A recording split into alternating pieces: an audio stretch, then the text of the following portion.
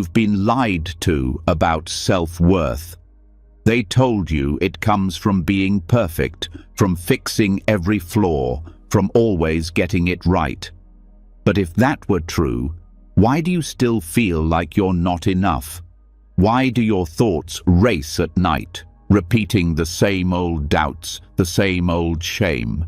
Why does it hurt to be alone with your own mind? The truth is, self-judgment doesn't come from being broken. It comes from believing you shouldn't be. And that belief? It's the real prison. But there's a way out, not by becoming better, not by healing faster, but by letting go of the voice that says you have to be anything more than you already are. Tonight, as you fall asleep, you'll learn a powerful truth the ancient teachers once knew. When you stop clinging to the idea of who you think you should be, you finally meet the peace of who you are. Calm, whole, already enough. This isn't just another bedtime audio. This is the end of the fight inside. This is the night you stop judging and start resting. This is what your soul has been waiting for. Are you ready to be free? Let's begin. You've tried silencing it. You've tried ignoring it. You've even tried fighting it with force. But it keeps returning. The voice inside that picks you apart piece by piece. It's quiet when you're busy, loud when you're still. You lie in bed, and there it is again, pointing fingers, making you feel less than, measuring your worth against a scale you never agreed to. There is a reason it keeps speaking, and there is a reason you keep listening. What if the voice you call cruel was once trying to protect you? What if judgment didn't begin as punishment, but as a way to survive? What if you could see it clearly now, not as your identity, not as your truth, but as a mental habit rooted in fear, clinging, and misunderstanding? The teachings of the Buddha remind us suffering begins in the mind, and so does liberation. What we hold tightly, what we identify with, what we mistake as self, these illusions are the causes of our restlessness. The inner critic is not your enemy. It is simply the mind, confused and trying to find safety in a world it doesn't yet understand.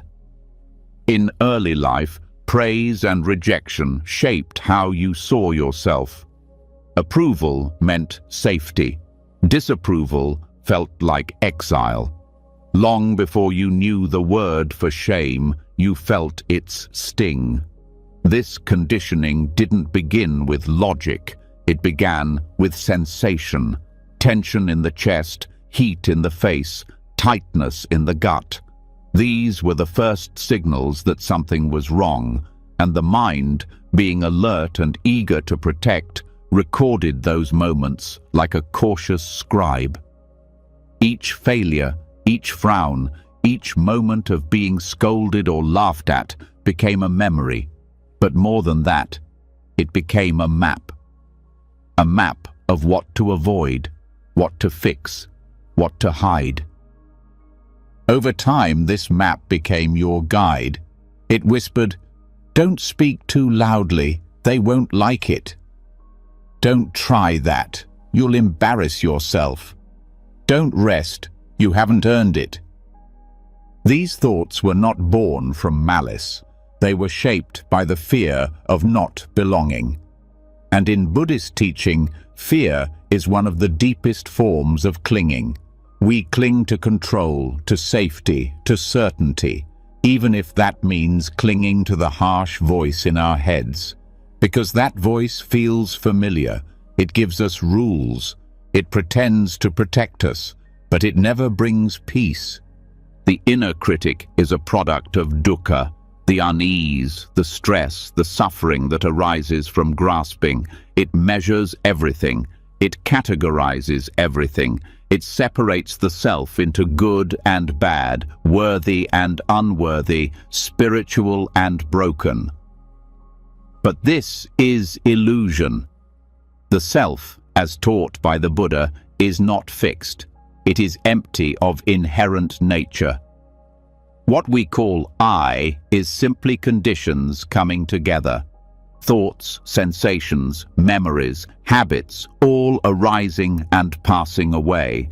So when the inner critic says, "You are not enough," it is clinging to a false identity, a bundle of memories mistaken for a permanent self.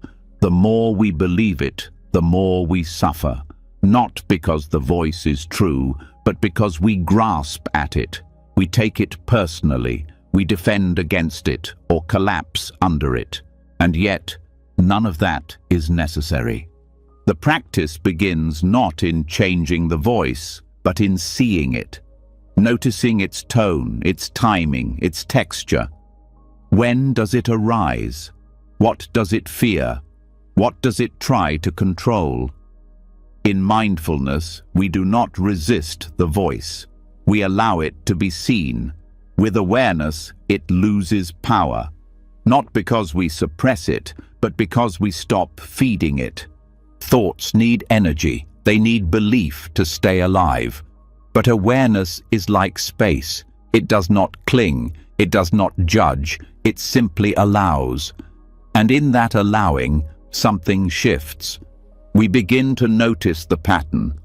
The voice arises most when we feel exposed, uncertain, vulnerable.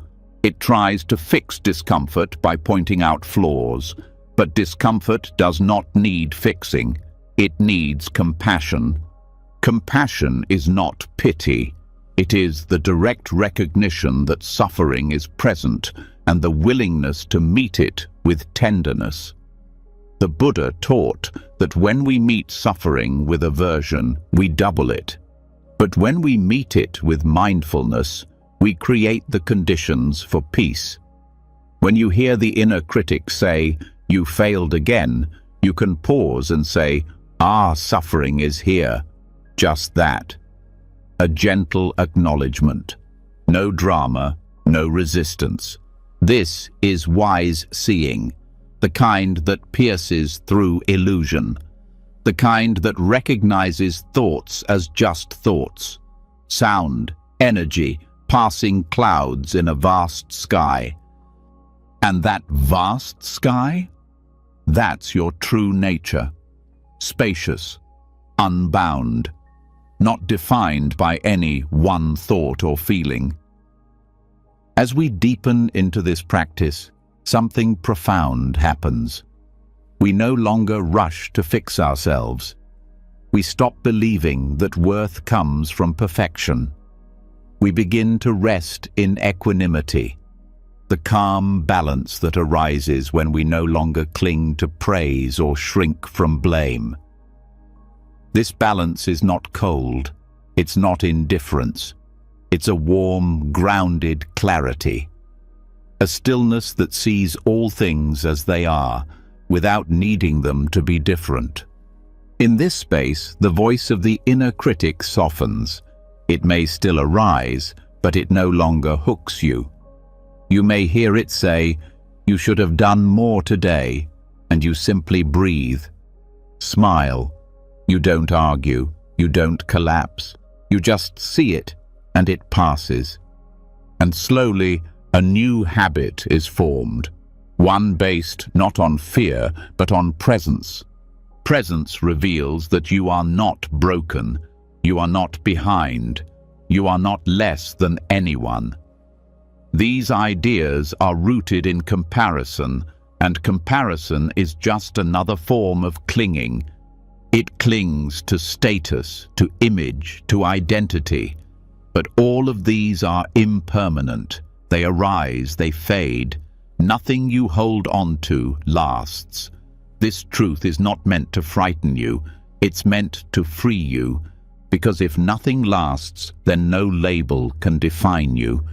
Not your failures, not your doubts, not the voice that says you're unworthy. All of it is wind. All of it can pass. What remains is your awareness, your presence, your capacity to love, even when the mind is noisy. The teachings point us toward non-identification. This is not about denying experience, but about not mistaking experience for identity. The critic says, "You are lazy," but mindfulness says, "A thought about laziness is arising."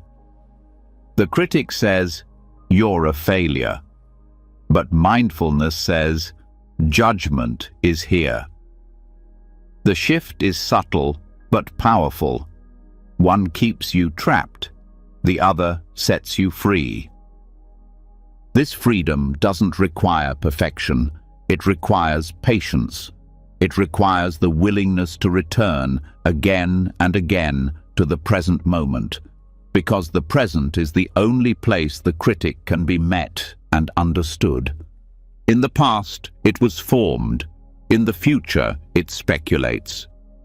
But only now can it be seen clearly. And when it is seen clearly, it begins to unravel, because clarity dissolves confusion, just as light dissolves shadow. The Buddha did not teach self-esteem. He taught no self, not as a negation, but as a liberation. The recognition that we are not the fixed stories we tell about ourselves, not the roles we play, not the thoughts we think. This doesn't make life meaningless. It makes it spacious, open, kind. In that space, you begin to choose differently, not from fear, but from love.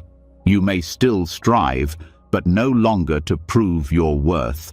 You may still grow, but not because you believe you're inadequate. You grow because it's your nature to unfold, like a flower naturally reaching toward the light, not to impress anyone, but because it's what it was made to do. And when you stumble, as you will, the voice may return.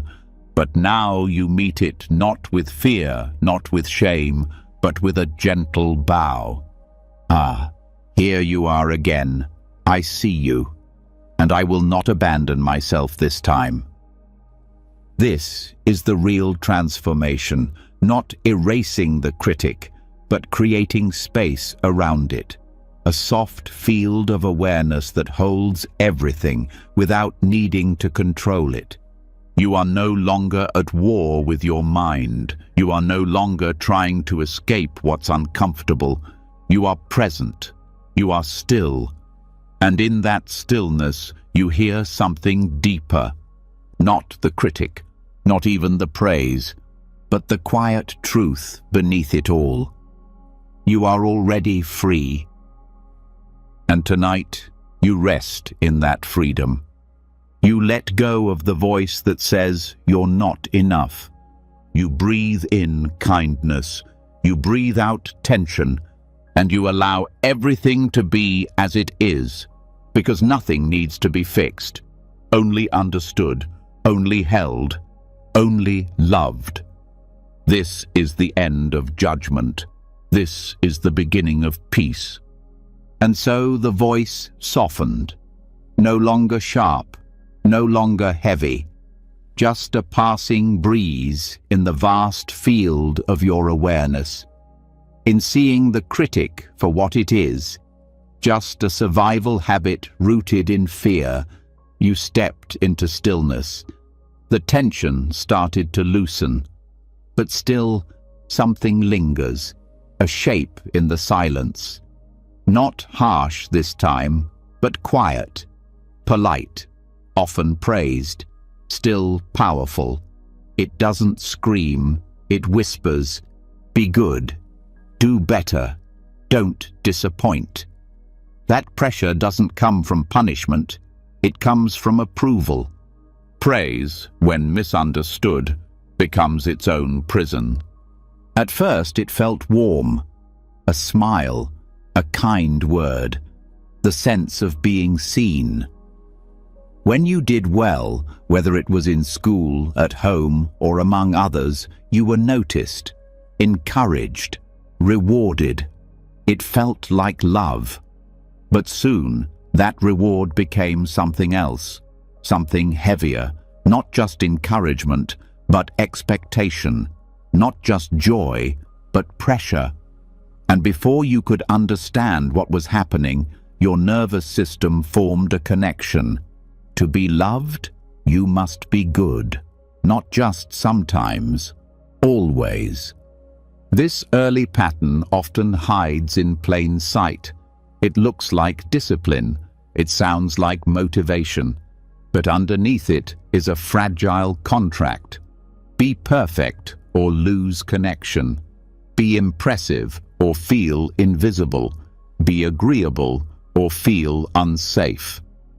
So you learned to shape yourself accordingly, to study harder, to say the right things, to anticipate needs before they were spoken. And every time you were praised for this, the conditioning deepened. The identity of the good one began to take root. In Buddhist teachings, clinging to identity is one of the deepest causes of suffering.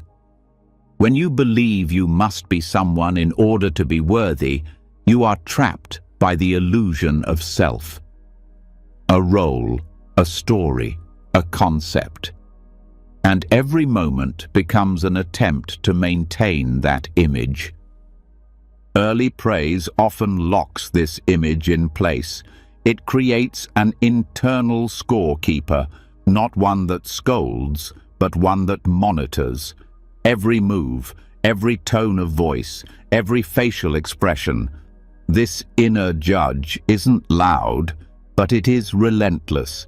It wants to get everything right. It fears being misunderstood. It scans for how others are reacting, not because it's self-obsessed, but because it was trained to survive by pleasing. As a child, being good became the path to safety. So any deviation felt dangerous. Making a mistake wasn't just a mistake, it was a threat to belonging. Disagreeing wasn't just about opinion, it risked love. And over time, this shaped the entire structure of your mind. You may have become the one who helped everyone, but couldn't ask for help. The one who smiled through pain, the one who held back tears in case they were too much. In the Dharma, this is called suffering from attachment to form, mistaking the temporary for the true, a smile that hides sadness, an achievement that masks emptiness. The outer appearance is praised, but the inner experience is ignored, and so the self becomes split, a public face and a hidden ache. Even now you may notice it. The subtle panic when you fall short, the guilt when you rest, the tension when someone is disappointed. These reactions are not faults. They are echoes of early praise that taught you to base your value on performance. Conditional love creates a conditional self. When the message is, you are loved because you're good, then you must keep being good to feel safe. But good is rarely defined clearly. It changes depending on mood, culture, moment. So you stay alert.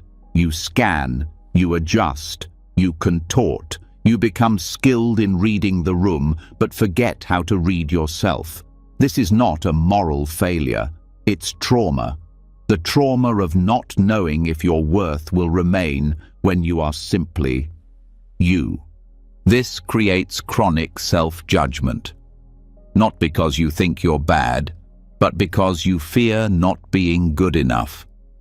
There is always a higher standard, a new goal, a way to be more helpful, more spiritual, more kind. Even growth becomes a way to prove your worth. Even healing becomes performance. In Buddhist practice, this is the subtle trap of attachment to virtue, wanting to be seen as right or pure or awake. But any identity, no matter how noble, is still clinging. The awakened heart is not concerned with being perceived a certain way. It is only concerned with freedom.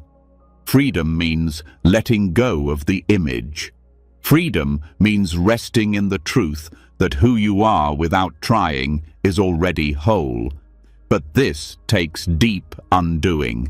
The good kid identity is not easy to release. It feels safe, familiar, but it costs too much. It costs your spontaneity, your honesty, your softness. It costs your ability to say no, your ability to say, I don't know. It costs your ability to be human without shame. One of the most powerful tools for dissolving this identity is honest self-reflection without seeking improvement.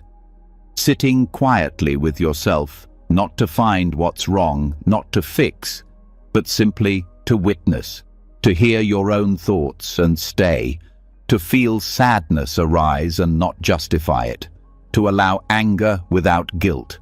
This is not indulgence. It is truth-telling, the kind of truth that leads to peace. The teachings remind us that peace is not found in being good. Peace is found in being free from the need to be good. And paradoxically, this freedom opens the heart in ways that perfection never can. Because when love is no longer something to earn, it becomes something to give, first to yourself, then to others. To begin this shift, it helps to notice when praise begins to control you. Do you feel lighter or more anxious when someone compliments you? Do you feel relaxed or pressured when you're told you did well? Is your joy rooted in the moment or in how you're being perceived? This inquiry is gentle, no shame, just observation. Because observation brings awareness, and awareness brings choice. When you see the pattern clearly, you are no longer in its grip. You can thank the voice that wants to protect you, but you do not have to obey it. You can notice the part of you that wants to be seen as good, and still choose honesty over approval. It also helps to reflect on the origins. Who praised you most as a child? What did they praise? Was it your kindness? Your silence? Your achievements? Did they praise your being or only your doing? Did you feel safe being messy, confused, moody? Or did you learn to hide those parts? These reflections are not for blame, they are for insight. Because insight is what ends cycles. When you see where the chain began, you stop passing it on to yourself and to others. From a Buddhist lens, this is the breaking of samskara, habitual mental imprints formed by repeated thoughts and reactions. Every time you pause instead of seeking approval, you interrupt the samskara. You weaken the habit. You open a space, and in that space, something new is born. Unconditional friendliness toward yourself. This friendliness is not about liking everything, it's about not turning away. When you fall short, you stay. When you feel shame, you hold it. When you want to prove yourself, you breathe instead. You return again and again to presence. Not presence for performance, not presence to impress, just presence. Awareness that is not striving, awareness that sees, allows, includes. This is the ground of freedom, the space where the need to be perfect dissolves and only tenderness remains. As this practice deepens, life begins to shift. You may find that your sense of identity softens, that you no longer feel the need to explain yourself, that you can rest even when things are undone. You begin to live more from sincerity than from strategy. This is the essence of non-doing, a state of being that arises not from laziness, but from wisdom. Knowing that striving is not the way to wholeness. Knowing that you are not a project, you are presence itself. In this presence, you begin to unhook from outcomes. You may still receive praise, but it no longer defines you. You may still disappoint someone, but it no longer destroys you. You may still work, achieve, help, but the doing flows from joy, not fear. This is how the good kid becomes the free adult. Not by rebelling, not by becoming careless, but by meeting every inner command with awareness and choosing love over fear every time. Eventually, the nervous system begins to trust this. It learns that rest does not mean rejection, that imperfection does not lead to isolation, that love, when true, does not depend on roles or results. This trust is felt in the body, in your breath, in your belly, in your eyes softening when you look in the mirror. You no longer see someone who must perform. You see someone who is here, present, real, enough. And in that seeing, the pattern loses its power. You are no longer held together by effort. You are held by truth. The truth that your worth has never been measured by your goodness. The truth that praise may have shaped your path, but it does not define your essence. The truth that who you are when you stop trying is finally, fully free. And in this freedom, you begin to live again. Not for the smile of others, not for the gold stars or kind words, but for the quiet joy of being. This is where the journey continues and the burden finally drops. And once you begin to untangle from the pressure of praise, another layer appears, older, heavier. It doesn't speak in your tone. It feels different, sharper, sometimes louder, sometimes colder. It tells you how you should act, what you should feel, who you should be. It shows up before you make a decision. It lingers after you speak. You hear it in your inner corrections, in your guilt for resting, in your fear of letting others down. This voice is not just yours. It is borrowed, learned, carried, passed down, and you may never have noticed. This is the voice of conditioning. In Buddhist practice, we are invited to look deeply into the causes and conditions that shape our perception. Nothing arises by accident. There is no self that is separate from the influences that built it. The way we speak to ourselves was modeled before it became internal, and many of those models came from the people who raised us: parents, caregivers, teachers, elders. Not always through words, but often through tone, posture, silence, reactions, approval, withdrawal. These were the early teachers, and they left marks. Sometimes those marks look like standards. Be useful, be quiet, be strong, don't complain, don't make a scene. Other times they show up in shame. You're too sensitive, you're selfish, you're always difficult. Over time, these messages took root, not because you believed them right away, but because they were repeated, because they came from people you depended on. And dependence, especially in childhood, makes anything feel like truth. The Buddha taught that suffering comes from mistaken identity, and one of the deepest forms of mistaken identity is taking someone else's voice and making it your own. Not through choice, but through survival. When love feels conditional, the child adjusts. It absorbs the rules, adopts the patterns, creates masks. And later, when that child grows, The voice is still there, shaping thoughts, choices, relationships. This voice doesn't always sound cruel.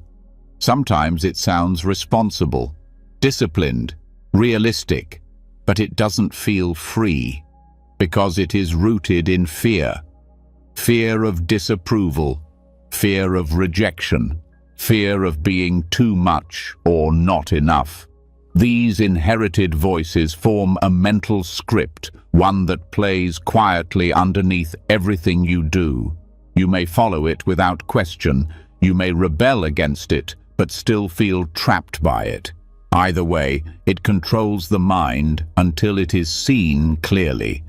Recognition is the first step. Begin to notice your tone when you make a mistake, when you are alone, when you fail to meet an internal rule. Listen. Is it your voice, or does it sound like someone else? Sometimes it comes in phrases, familiar ones. You should have known better. Why can't you just stop being dramatic?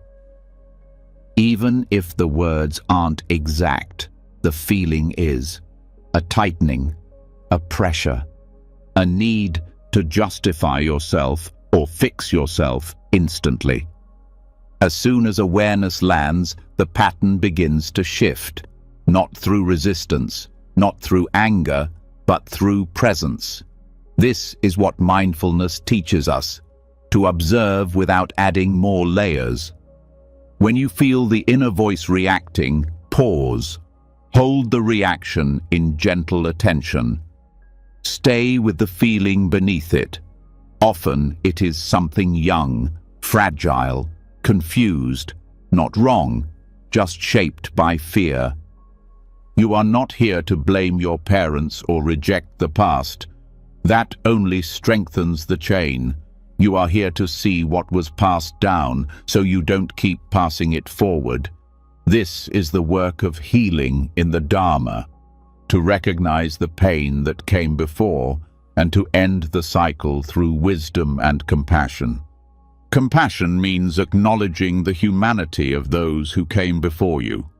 Your caregivers were not blank slates. They were carrying their own voices, their own fear, their own conditions.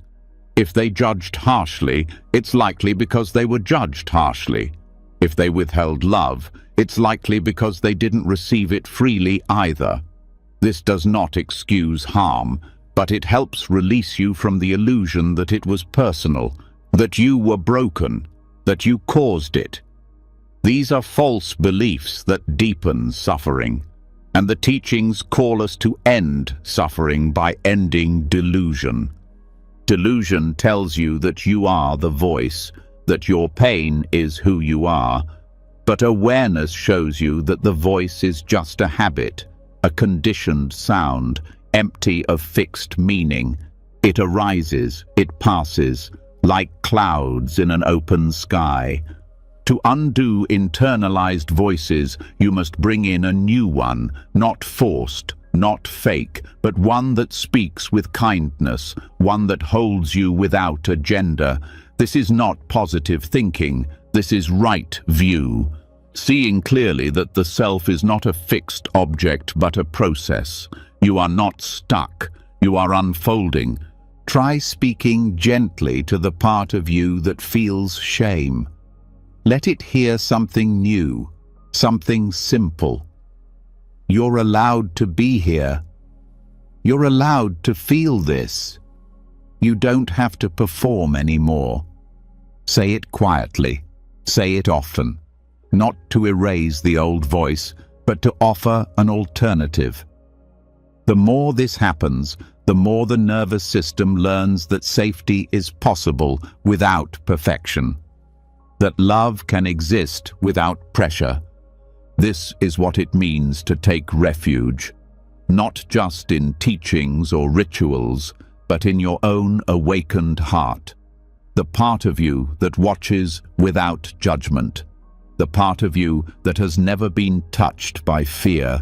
That part is always here, silent, still, waiting to be remembered. As you continue, you may start to see how these voices shaped more than just thoughts. They shaped your body, your breath, your posture, the way you enter a room, the way you say sorry before speaking, the way you minimize your needs. These are physical habits of fear, and they can be softened. When you feel the urge to shrink, pause. When you feel the pressure to please, breathe. Let your body learn a new rhythm, one that doesn't react to old rules, but responds to truth. You are not here to fulfill someone else's blueprint. You are here to awaken. In this awakening, forgiveness arises, not as a duty, but as a natural result of understanding. You stop carrying blame. You stop carrying the pain of ancestors. You stop trying to fix what isn't yours. And you begin the gentle process of becoming who you are, before the voices, before the roles, before the masks. That self is not a concept. It is a presence, a quiet, steady awareness that sees all things clearly and holds them all with love. This is the liberation the Buddha spoke of, not escape from life, but freedom within it. Freedom to meet each moment with clarity, without dragging the past into the present. Freedom to feel sadness without judgment, to say no without guilt, to rest without explaining.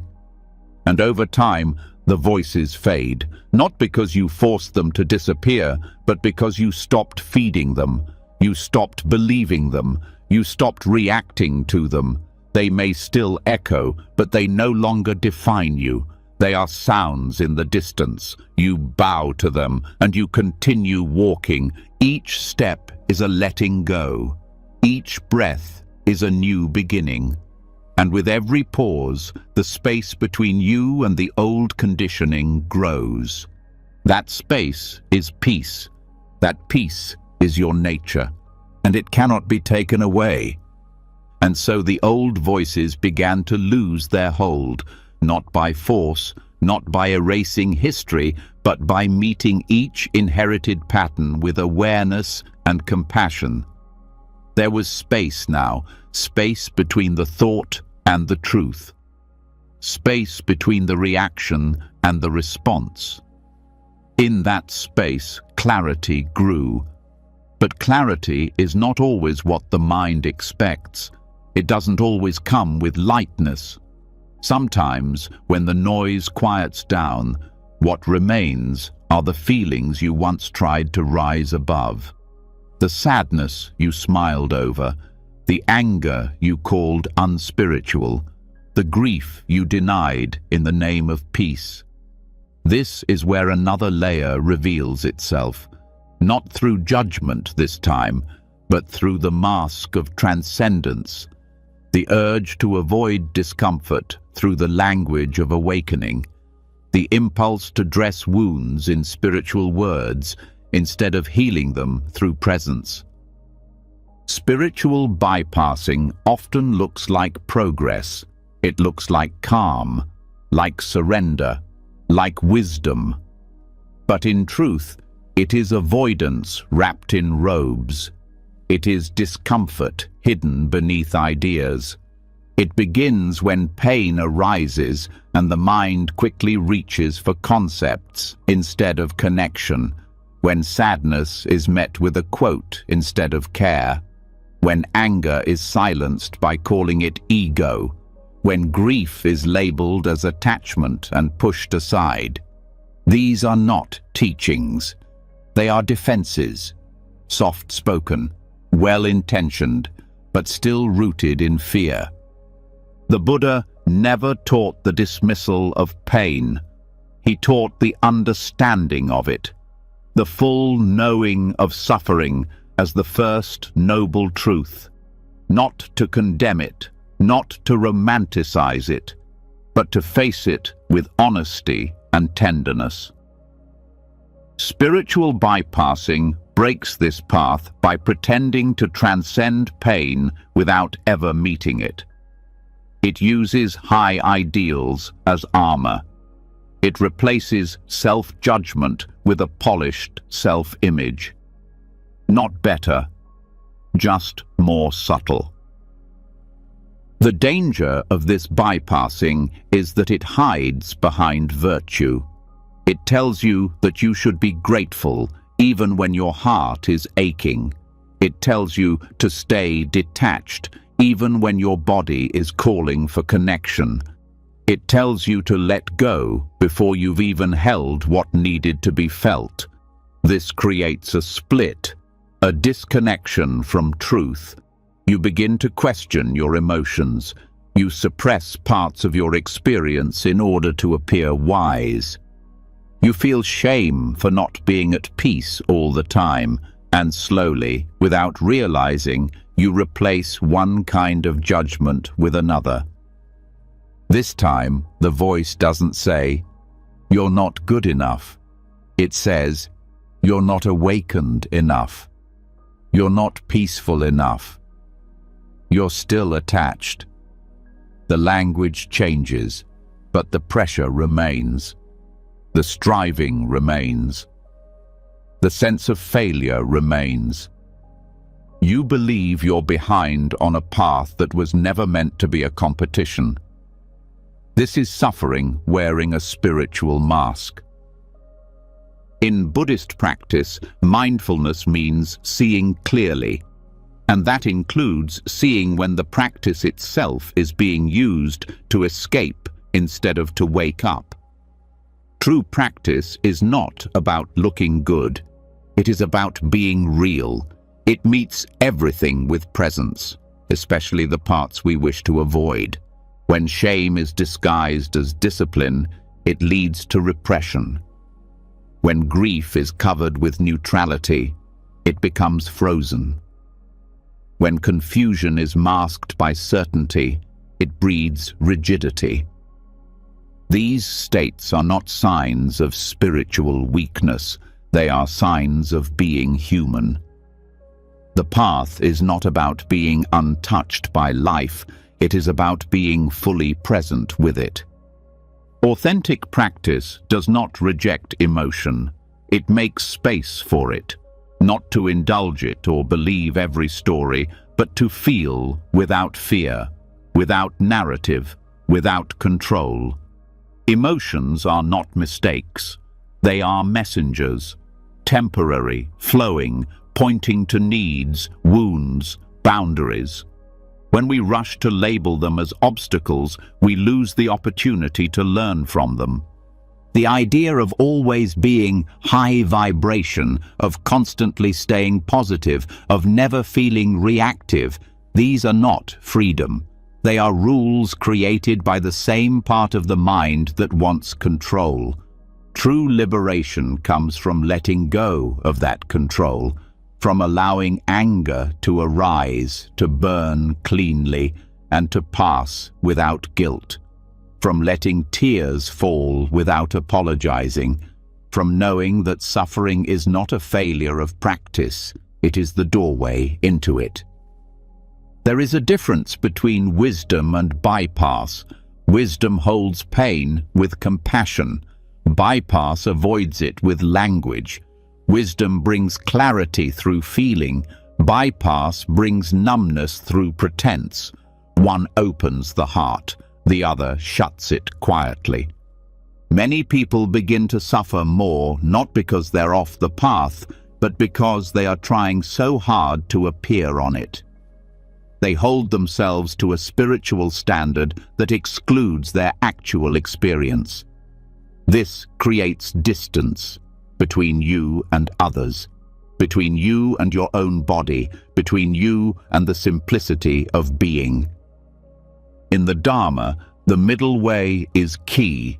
It avoids extremes, not clinging to emotion, not rejecting it, not falling into indulgence, not falling into suppression, just being with what is, with tenderness, with patience, letting everything arise and pass, in its own time, without labels. When spiritual concepts are used as shortcuts, they often lead to more suffering. Instead of saying, "I'm feeling overwhelmed," you say, "It's just my ego." Instead of saying, "I'm lonely," you say, "I should be content within." These ideas may contain truth, but when used too quickly, they prevent healing. They become tools of dismissal rather than understanding. Practice means slowing down. It means recognizing when you're bypassing and gently coming back. You don't need to be perfectly aware all the time. You don't need to be enlightened to be worthy.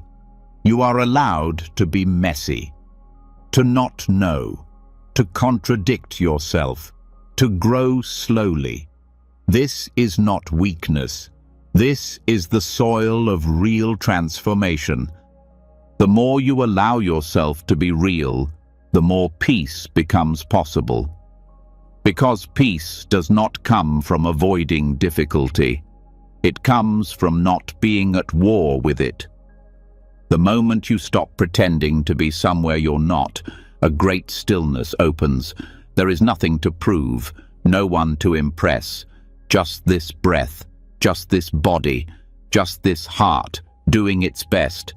Kindness becomes your guide, not just toward others, but toward yourself, toward the parts of you that struggle, the parts that fall into old habits, the parts that still crave approval. You meet them not with judgment, not with superiority, but with humility. Spiritual humility is knowing that awakening is not a destination. It is a continual returning, a falling and rising, an unfolding of layers you didn't know were there. And every time you drop the image and return to presence, the heart softens. You become more available, more sincere, more human.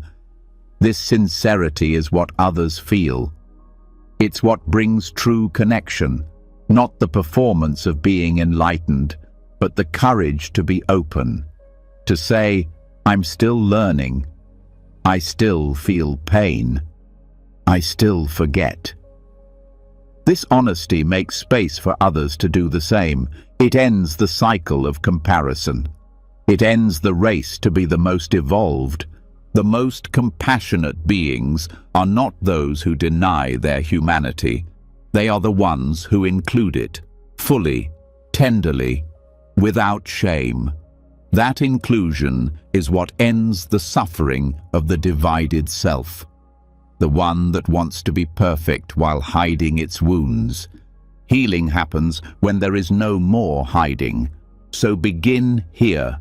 Begin by noticing where you use spiritual language to avoid the truth, where you talk about surrender but haven't yet allowed yourself to grieve, where you repeat that you're fine but your chest is heavy, where you say, "It's all meant to be," while your body tightens. Notice, breathe, allow. Let the ideas go for a moment. Return to the experience. What is happening right now in the body? What is being pushed aside?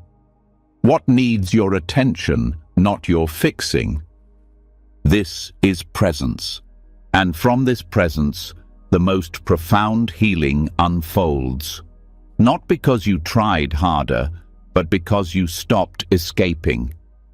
You began to trust that truth is enough, and that in itself is the path. And when the need to appear healed falls away, what's left is something far more honest, an inner life that breathes on its own without needing to impress anyone.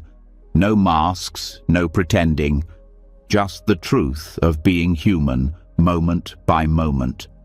But even here, where authenticity starts to grow, another pressure quietly enters. Not from outside, but from within. A subtle push.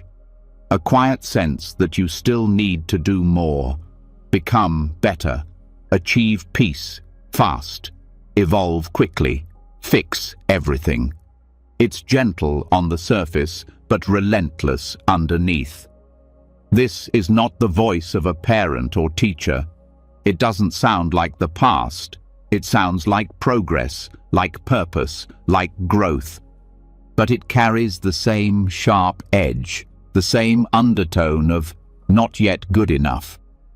This is the hidden judgment that lives inside self-improvement. The culture of self-help is full of language that promises wholeness.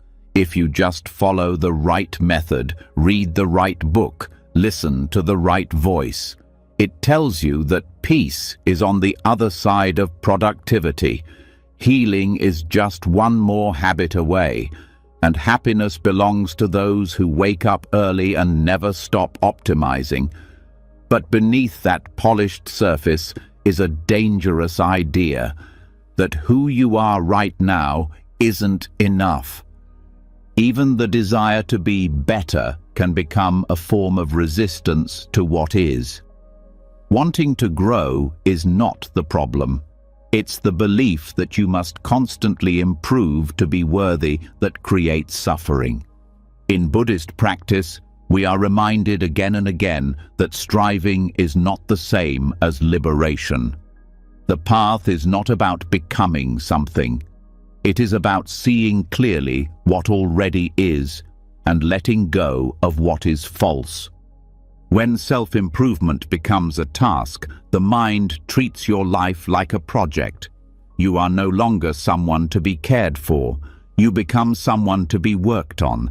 This creates separation, a split between who you are and who you think you should be.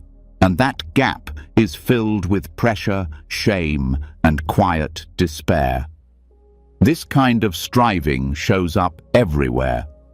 In meditation, it looks like trying to reach a perfect state instead of simply sitting with what is. In therapy, it becomes an endless loop of fixing, where no amount of insight ever feels like enough. In daily life, it becomes performance, habit stacking, routine building, chasing milestones, always looking ahead, never landing here. The irony is that this hunger for change often comes from a genuine place, a wish to feel peace, a longing to stop suffering. But when the tools meant to support you become new standards to meet, they stop being healing. They become a form of control. Control, at its root, comes from fear. Fear that if you stop pushing, everything will fall apart. Fear that if you accept yourself, you'll stop growing. Fear that if you don't keep improving, you'll be left behind. These fears are not weakness. They are wounds, and they need compassion, not more pressure. Buddhism teaches that clinging to outcomes is the root of suffering. When you attach your worth to growth, you turn freedom into another race. Every insight becomes a benchmark. Every mistake becomes a setback. Even stillness becomes a goal. But liberation does not arrive through perfection. It arrives through letting go. Letting go does not mean giving up. It means trusting that your nature is already awake, that the core of your being does not need to be built. It needs to be uncovered. Every practice, every breath, every moment of awareness is not a step forward, but a return, not toward a better version of you, but toward what is already true. When the self-improvement mindset takes over, subtle violence begins. You speak harshly to yourself in the name of accountability. You overschedule in the name of discipline. You ignore your body's signals in the name of productivity. You call it focus when it's really fear of being still. Stillness reveals what striving hides, and when you stop for long enough, you might notice the exhaustion underneath, the quiet ache of never feeling caught up, the constant evaluation of how you're doing, the inner measuring stick that keeps shifting no matter how much progress you make. These are signs that something is off, that the goal is no longer peace, but performance. Comparison thrives in this space. You begin to watch others not with curiosity, but with anxiety.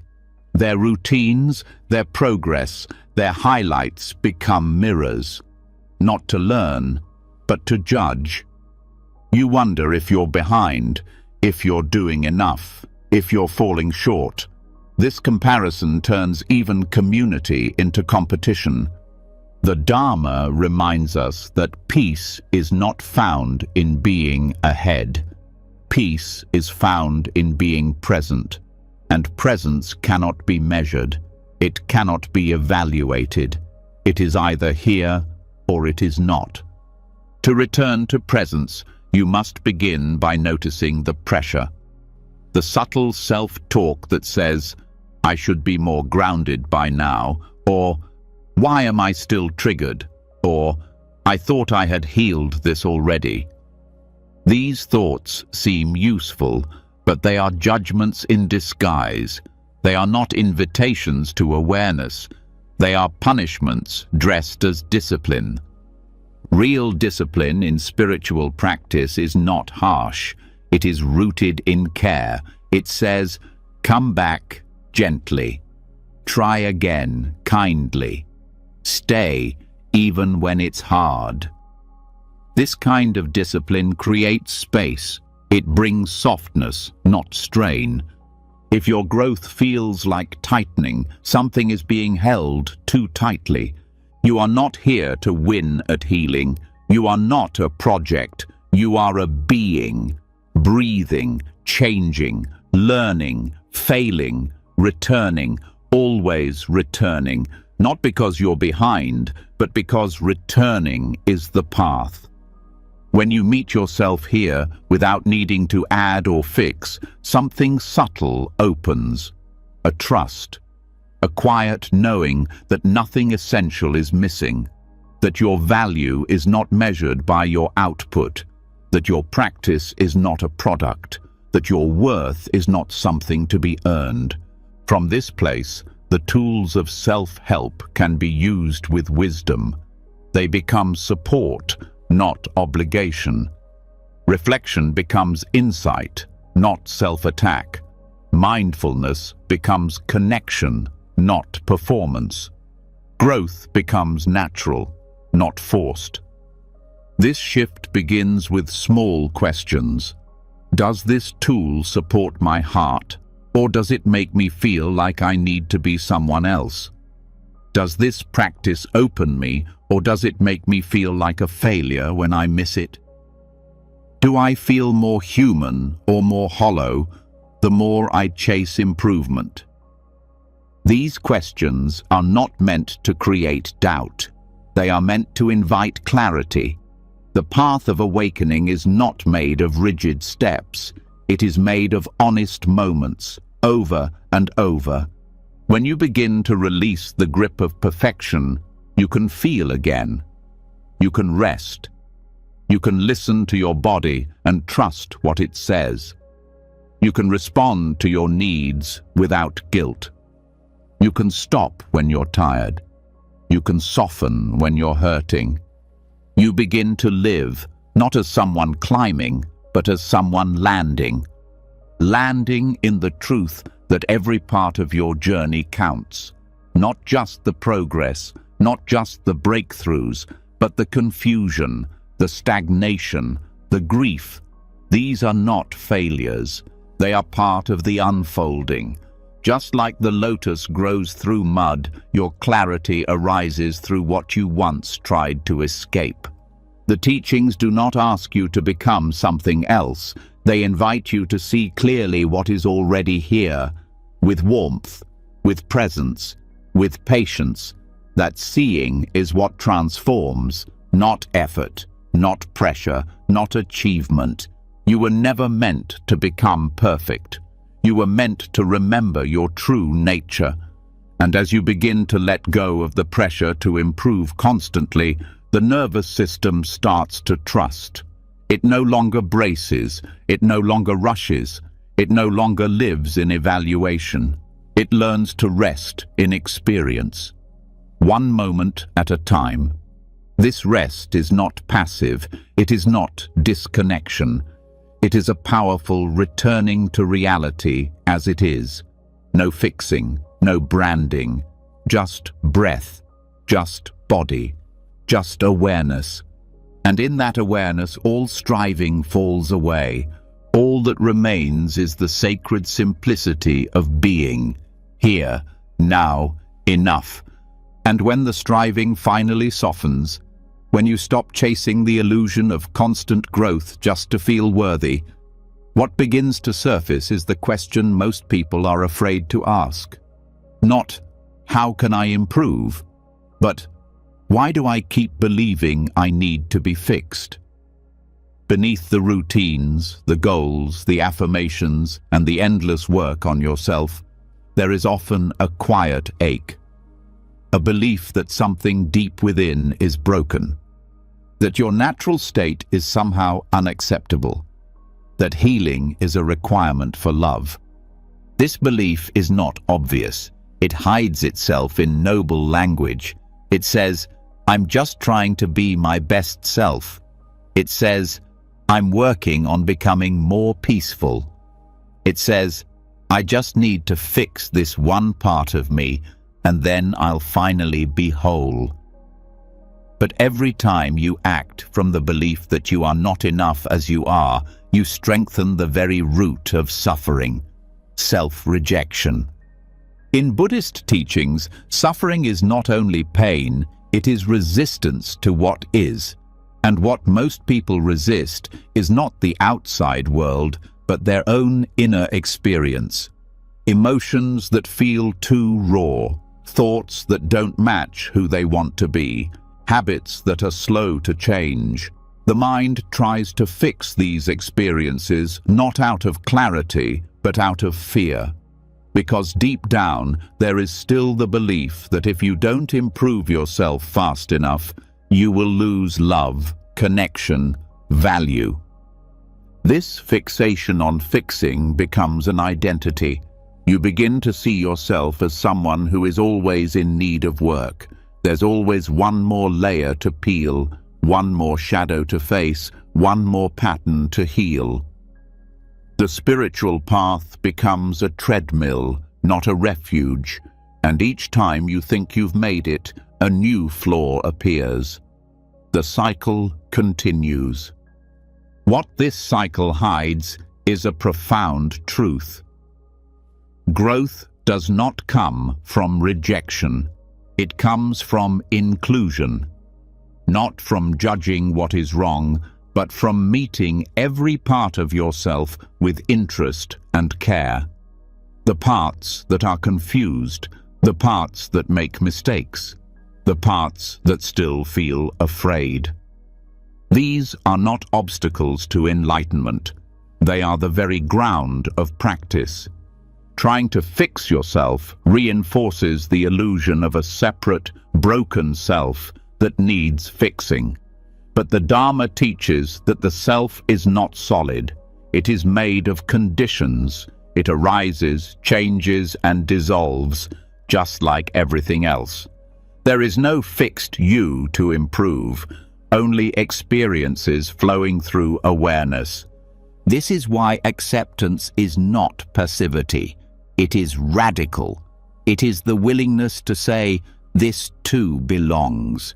Even when you feel ashamed, even when you're not proud of your actions, even when you want to hide. Because rejection only deepens separation. But acceptance opens the door to transformation, not by force, but by presence. Presence heals not because it changes things, but because it allows things to be seen clearly. And when you see clearly, without the filter of judgment, you begin to understand. You see why you react, why you cling, why you fall into the same habits.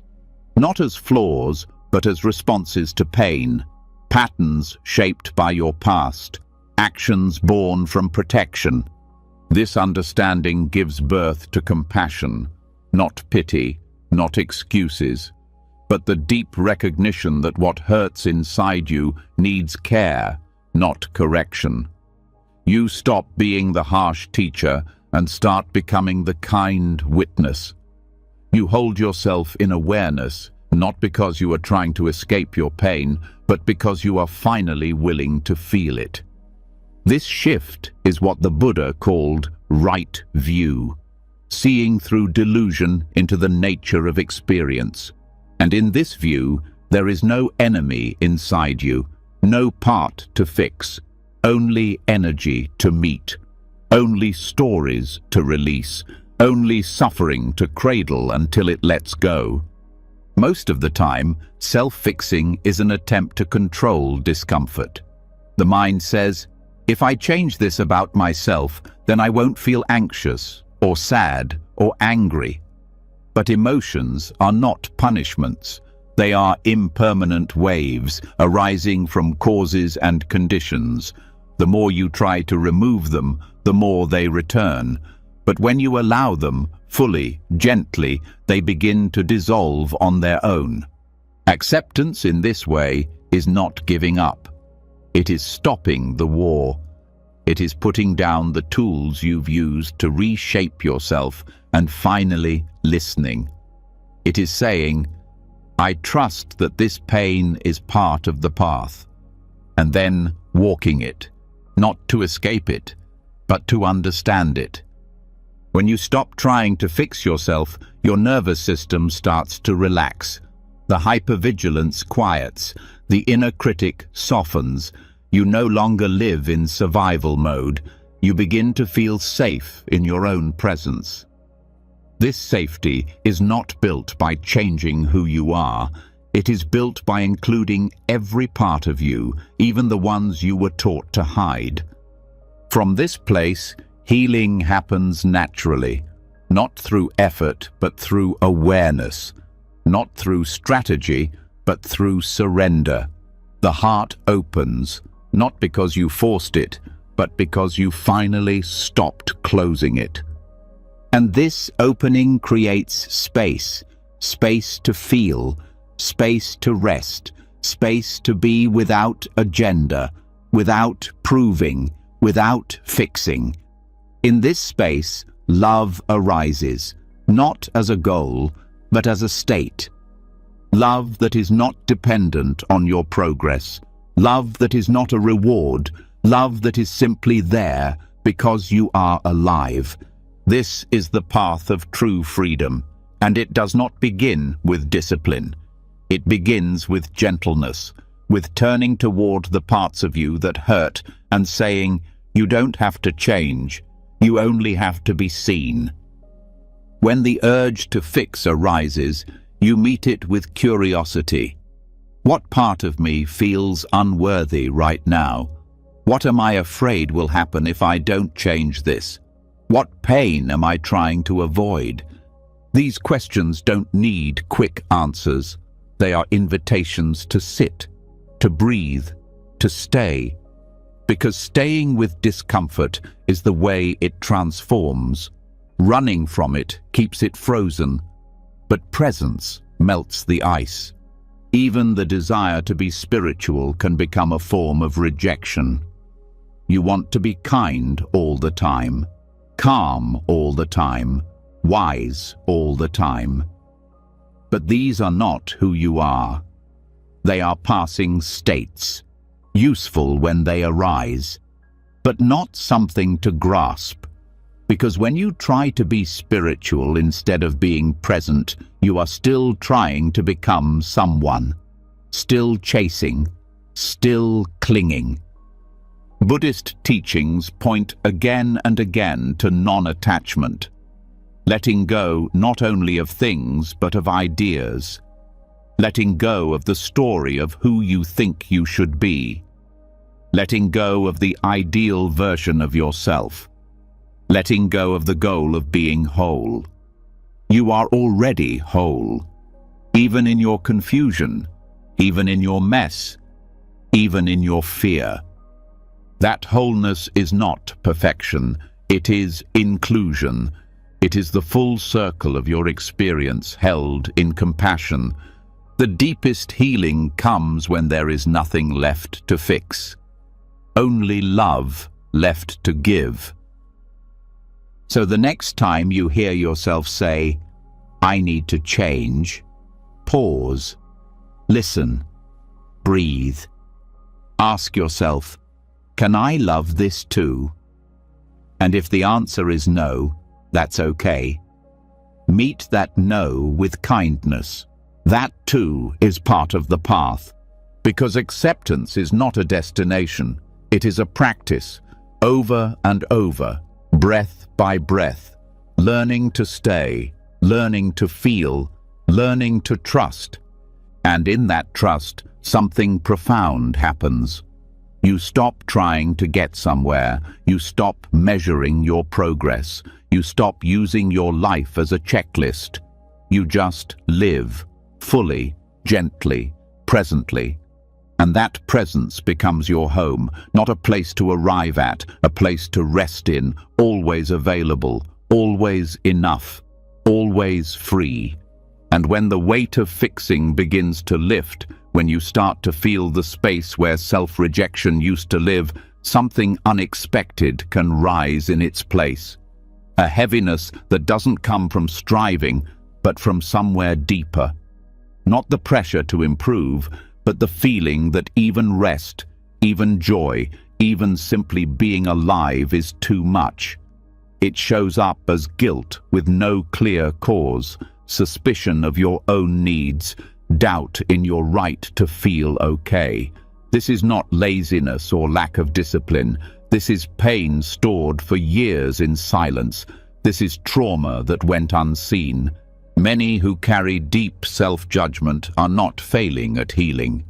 They are carrying wounds that formed before there were words. These wounds are not caused by one event. They are shaped slowly over time, through repeated moments when safety was missing, when presence was inconsistent, when love had conditions, when emotions were too big for the room, when boundaries were blurred or ignored. This is developmental trauma, not always visible on the outside, but deeply woven into the nervous system. The effects of these early experiences shape the way a person relates to their own mind. Instead of trusting their inner world, they monitor it. Instead of feeling at home inside themselves, they remain on high alert. The body braces. The breath shortens. The heart anticipates something going wrong, not because it wants to suffer, but because it learned to prepare. This preparation becomes a habit, a constant scanning of the self. What did I say? Was that too much? Did I do something wrong? These thoughts aren't just habits of the mind. They're symptoms of a nervous system still trying to prevent what already happened. Still trying to avoid being shamed, left, punished, misunderstood. The pain of developmental trauma is not just what happened, it is the meaning created around it. The silent beliefs that say, I caused this, I should have known better, I wasn't enough. These beliefs live in the body and grow stronger each time they are repeated without being questioned. Each time the inner voice says, you're too sensitive or you should be over this by now, the old wound is reinforced. In Buddhism, the teaching of dependent origination shows that nothing arises on its own. Every effect has a cause. Every pattern has a history. The judgment you feel now is not random. It has roots, and those roots are often found in the moments when your needs were not met with care, when your tears were inconvenient, when your joy was too loud, when your quietness was misread, when you were told through words or silence that you were wrong for simply being. This is why self-judgment can feel so logical. Because it was taught early, not as cruelty, but as what felt normal. And the body doesn't forget. Long after the moment has passed, the tension remains. You learn to shrink your emotions, to stay small in relationships, to earn love through effort, to expect rejection even when kindness is offered. This is not self-hatred, it is self-protection. But protection built on fear can never lead to peace. To shift out of this pattern, you cannot start by forcing new thoughts. The mind cannot be convinced until the body is heard. Trauma lives in the nervous system. Healing must begin there, through gentleness, through slowing down, through learning to stay with discomfort without pushing it away. One of the most compassionate things you can do is recognize when your self-judgment is not about who you are, but about what you had to endure. You were not born distrusting yourself. You learned that somewhere along the way, and if it was learned, it can be unlearned, but not through punishment, only through presence. Presence that says, this fear makes sense. This shame has a reason. This reaction is not wrong. It's a response to pain that was never safe enough to feel fully. When the body feels truly safe, healing begins on its own. But that safety can't be forced. It comes from repeated moments of being with yourself in a new way.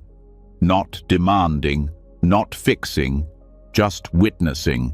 Holding space for the anger, the sadness, the confusion. The practice of mindfulness is not about avoiding these emotions. It's about making enough space for them to breathe. Enough space for the younger parts of you to feel welcome again. The parts that were silenced. The parts that were told they were too much. They are still here. They want to be heard. Trauma can make you suspicious of your own tenderness. It can make joy feel dangerous. It can make rest feel unsafe.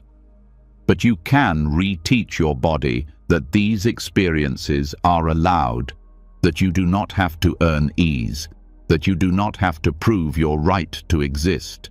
This happens slowly, in the way you speak to yourself, in the way you sit with your own pain, in the way you stop abandoning yourself in hard moments. Each act of compassion is a signal to your nervous system that it no longer needs to protect you from yourself. In Buddhist teaching, there is no fixed identity. There is no permanent self to hate or fix. There is only process.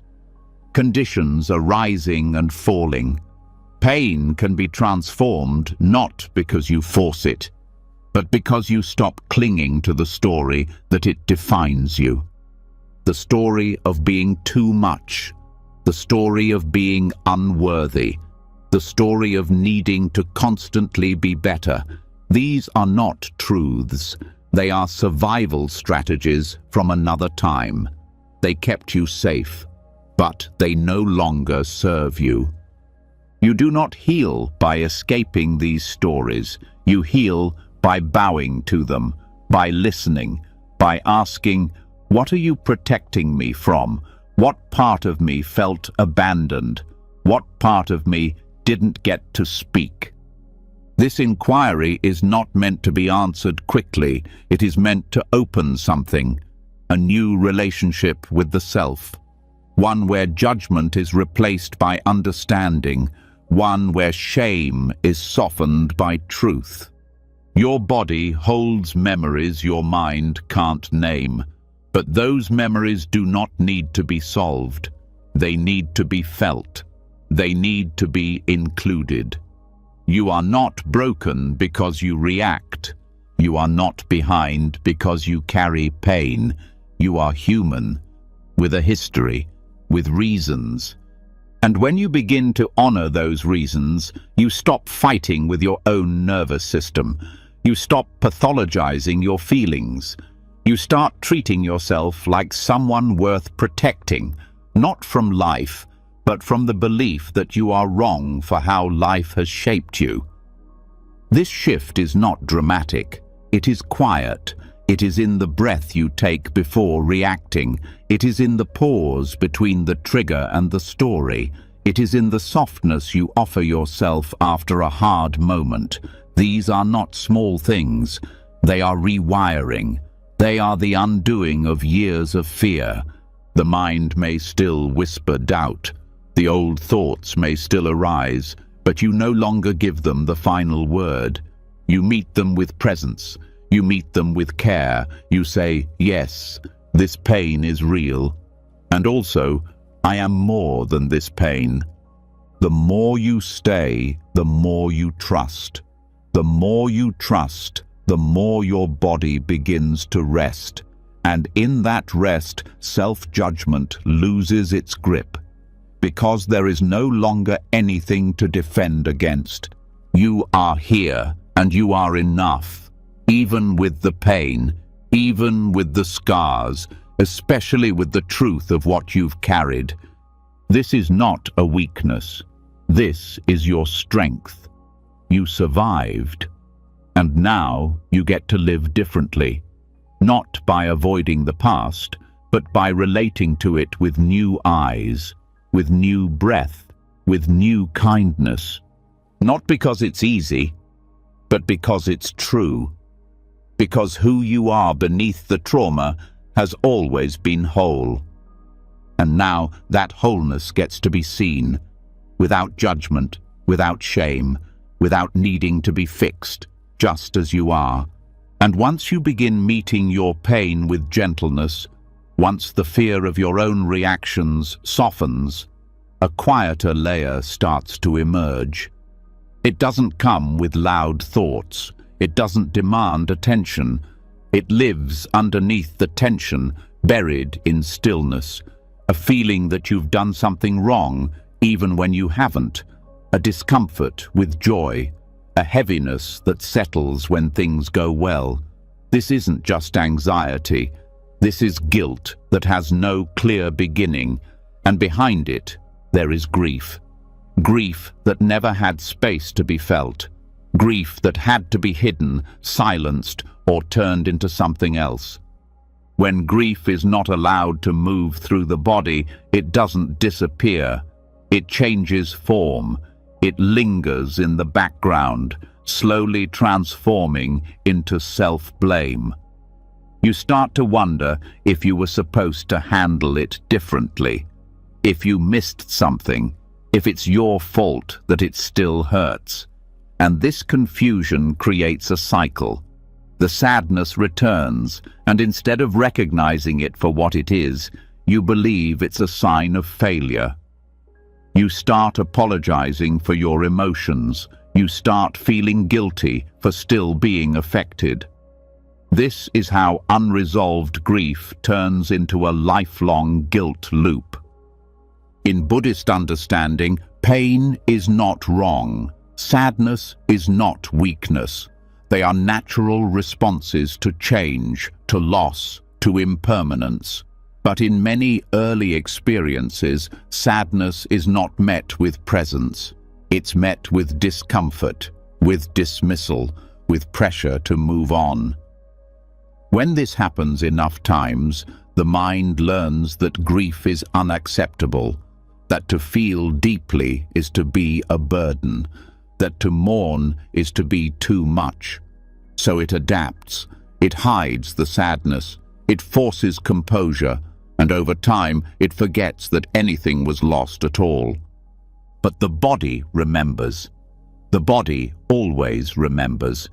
Unprocessed grief gets stored in the nervous system. It colors perception. It affects energy. It influences how you relate to yourself. You might find yourself over-apologizing, avoiding rest, feeling responsible for other people's feelings. These habits are not random. They often point back to a loss that was never named, a goodbye that was never mourned, a heartbreak that had no witness. And when that sadness can't be expressed outwardly, it turns inward. The emotions don't stop existing. They become thoughts, narratives, quiet inner beliefs that say, I should have been stronger. I'm making this worse. I don't deserve to complain. These beliefs repeat themselves until they become part of your identity, not because they are true, but because they are familiar. The guilt loop is not created by what happened. It is created by what was never allowed to be felt. The sadness that stayed locked in the body begins to whisper, and when there's no safe space to hear it, it's misread as something shameful. The sadness is not shameful, but the guilt attaches to it like a shadow, and once it's there, it's hard to separate one from the other. To untangle this loop, you have to slow down enough to feel what's underneath the guilt. This is not about analyzing or solving. It's about sensing, being with the subtle weight that lives in your chest, your gut, your breath. Asking it, not with force, but with patience, what it wants to say, what has been left unspoken, what goodbye was never grieved, what hope had to be abandoned quietly. These questions don't always have answers, but they make space, and that space is what begins to break the cycle, because guilt can't survive where grief is allowed to breathe. In Buddhist practice, we are taught to touch suffering with mindfulness, not avoidance, not because it's pleasant, but because it's real. Reality must be met for it to be released. If sadness arises, it's not a sign of failure. It's a sign that something within you is still alive, still trying to be seen. The guilt that follows grief is often rooted in mistaken responsibility, believing you should have done more, that you didn't love enough, that you should have seen it coming. But these thoughts are not truth. They are coping. They are how the mind tries to explain pain when it has no container. The more you identify with these thoughts, the deeper the guilt becomes, and the more disconnected you feel from your own heart. This disconnection creates emotional fatigue. You might feel tired without knowing why. You might feel like you're never quite at peace. That's because the body is still holding stories that were never finished. Stories where you had to stay strong, had to move on, had to show up before you were ready. These stories don't ask to be corrected, they ask to be completed. Completion doesn't mean erasing the pain, it means allowing it to pass through fully, to cry without apologizing, to miss someone without feeling weak, to sit with the ache of something lost and not turn away. This is the healing that ends the guilt loop, not intellectual understanding, but emotional integration. Many people try to bypass this by staying busy, by keeping the mind full. But fullness is not the same as peace. It's just another way to avoid stillness. And stillness is where grief waits. Stillness is where the unresolved parts of us live, hoping for attention. You don't need to remember every loss. You don't need to relive every wound. You just need to listen to your body when it says, something is heavy here. Something wants to be felt. And when that moment comes, be gentle. Let the tears come. Let the breath catch. Let the silence be enough. You may notice that when grief is finally allowed, guilt starts to dissolve. Not all at once, but slowly, like fog clearing. Because grief, when honored, has its own intelligence. It knows how to move. It knows how to open space for healing. In this space, self-judgment loses its fuel, because judgment thrives when emotions are repressed. When sadness is welcomed, you no longer need to explain or defend it. You just feel, you just be, and being is enough. The Dharma points to impermanence as a key truth. All things arise and pass. Grief too will pass, when it is not resisted, when it is not labeled as weakness, when it is held with care. Guilt, on the other hand, lingers when emotion is denied. It is the residue of unprocessed sorrow, a mental echo of what the heart never got to release. To end the guilt loop, you don't need to become better. You need to feel more honestly, to sit in silence and say, I'm allowed to miss what I lost. I'm allowed to feel sad without fixing it. I'm allowed to let this take time. There is no schedule for grief, no formula. It moves in its own rhythm. Some days it feels like stillness. Other days it stings. But each time you return to it with tenderness, it teaches you how to be with yourself more fully. And from this fullness, guilt fades. Not because you did something to erase it, but because you stopped abandoning yourself. Now you are home, with your heart, with your past, with your sorrow. And from this place, peace begins to return.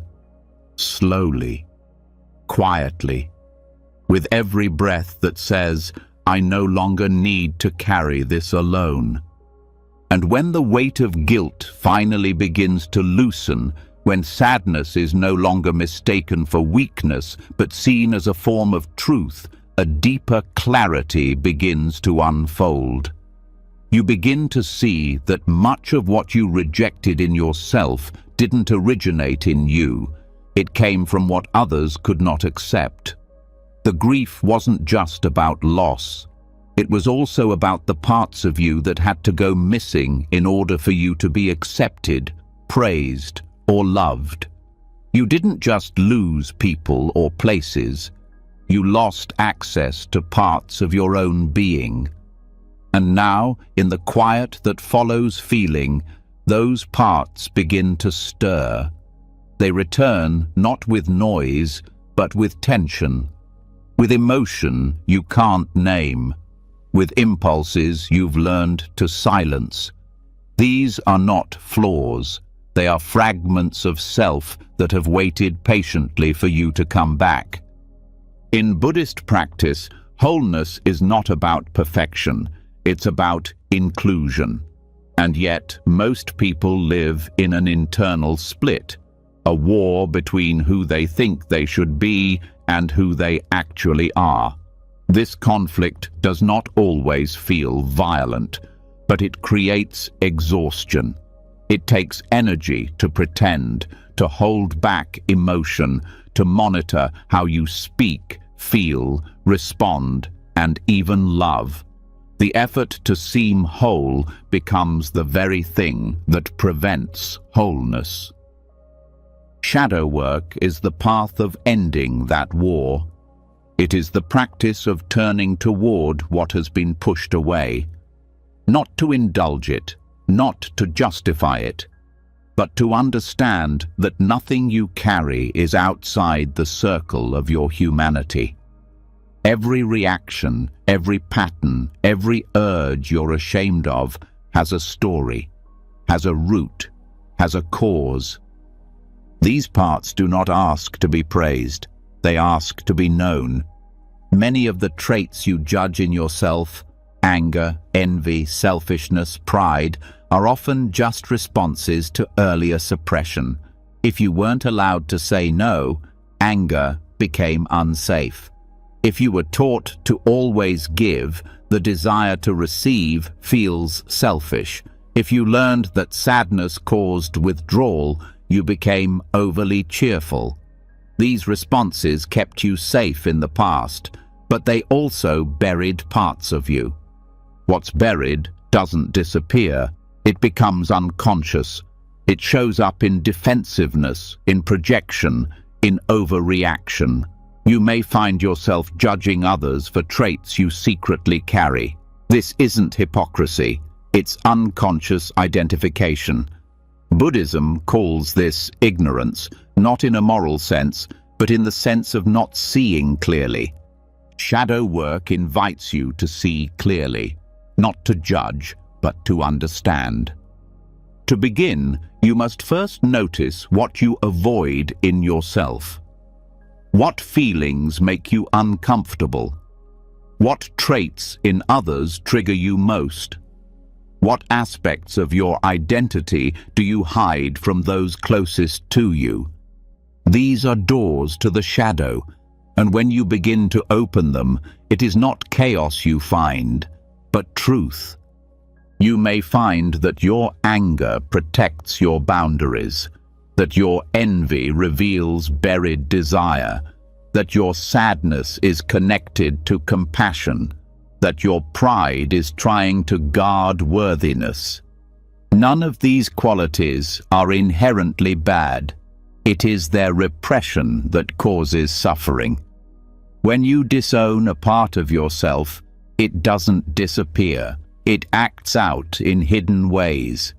It sabotages relationships. It fuels shame. It drains your energy. To integrate a disowned part, you don't need to change it. You need to turn toward it. You need to bring it into awareness with the same compassion you would offer to someone you love. This doesn't mean acting on every impulse. It means creating enough space to feel it fully, to hear what it's trying to tell you. The more you practice this, the more the inner noise quiets, because the parts of you that were pushed away don't want control. They want inclusion. When they are welcomed, they settle. The nervous system relaxes. The internal polarization begins to dissolve. In Buddhist terms, this is the middle way. Not swinging between indulgence and denial, but finding the space where both energy and stillness can coexist, where you can hold anger without violence, where you can allow grief without collapse, where you can express strength without domination. Shadow work is not a one-time practice. It is an ongoing relationship, because life will continue to bring out parts of you that you weren't prepared to see. Growth doesn't mean eliminating the shadow. It means having the tools to meet it when it rises. You may feel resistance. That's part of it. The ego wants to protect the identity it has worked hard to maintain, but the Dharma teaches that identity is impermanent. The more you cling to an ideal self, the more you suffer. But when you see that the self is fluid, made of conditions, you gain freedom. You stop defending. You start exploring. You learn to speak to yourself with honesty, not sugarcoating, not attacking, just naming what is real. There is fear here. There is resentment. There is a desire I don't understand yet. These statements don't define you. They allow you to stay present. They allow the energy to move through without judgment. And when that energy moves, clarity returns. Not the kind that feels certain, but the kind that feels calm. A steady inner knowing that nothing within you is too much, that you can hold it all. This holding is not something you do alone. Part of shadow work is recognizing where community can reflect what you can't see, where safe relationships can offer mirrors, where honest conversation can dissolve shame. Isolation feeds the shadow. Connection reveals it. As you go deeper, you may notice that many of your hidden parts formed as protection. The anger that feels uncontrollable once kept you from being hurt. The stubbornness that frustrates you helped you survive. The jealousy that shames you arose when love felt scarce. These parts don't need to be erased. They need to be thanked, and then gently redirected. Integration is the path forward. Integration means you no longer push yourself into fragments. You stop trying to be only light. You become whole by holding both light and dark, not as opposites, but as aspects of a single truth. You are vast. Wholeness includes contradiction. It includes paradox. You can be strong and tender. You can feel peace and anger in the same breath. You can want connection and fear it too. These are not signs of brokenness. They are signs that you are meeting life fully. Buddhist wisdom does not ask you to be pure in the way the world defines it. It invites you to be awake.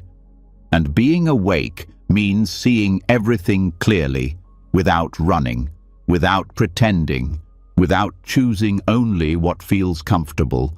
Your shadow is not your enemy. It is your teacher. It shows you where love still needs to go. It shows you what parts of yourself are waiting to be included.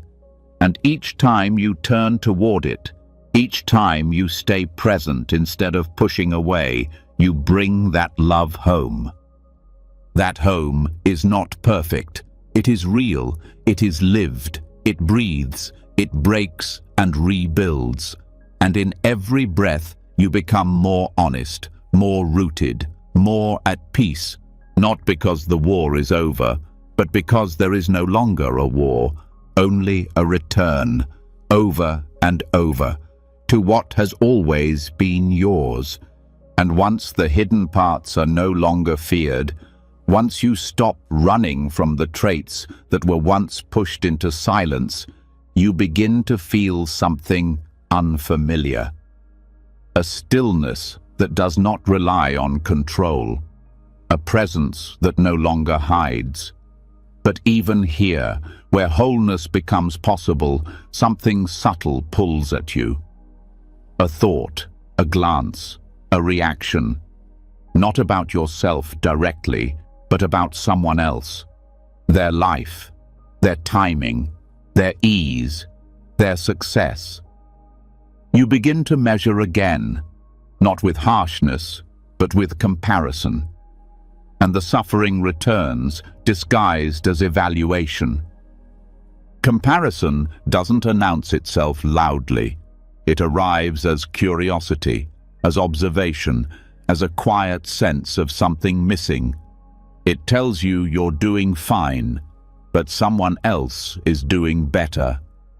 That you've grown, but not fast enough. That your healing is real but less meaningful than theirs. And before you realize, you're no longer inside your own experience. You're standing beside it, judging it against someone else's. This isn't just a passing thought pattern. For many, it becomes an emotional dependency, a reflex used to regulate inner discomfort. The comparison gives you something to cling to, an idea of where you stand. It creates a false sense of control, even if it brings pain, because pain that feels familiar is often preferred over uncertainty.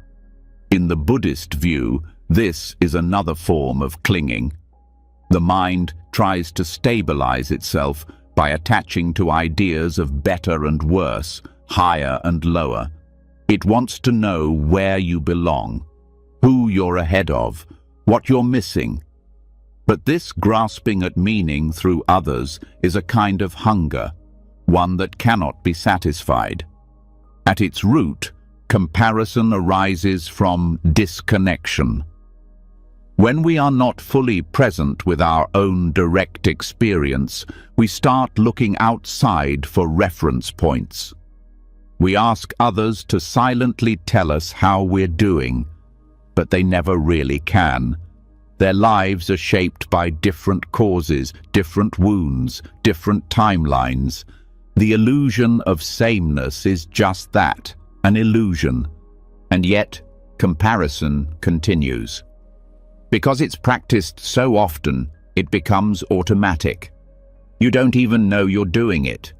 You open a message, scroll a screen, hear a story, and suddenly you feel less. or more. Either way, your mind is now somewhere else, not here, not in truth, in fantasy, in judgment. This back and forth creates emotional exhaustion. One moment you feel proud, the next, ashamed. You begin to resent people you once admired. You shrink when others shine. You overextend to keep up. You second-guess choices that once felt right. These shifts are not caused by failure, they're caused by misalignment. You are no longer centered in your own life. You are orbiting someone else's. To begin healing this, awareness must come first. Not analysis, not explanation, just a simple noticing. The moment your peace changes based on someone else's experience. That's the cue, not to shame yourself, but to return.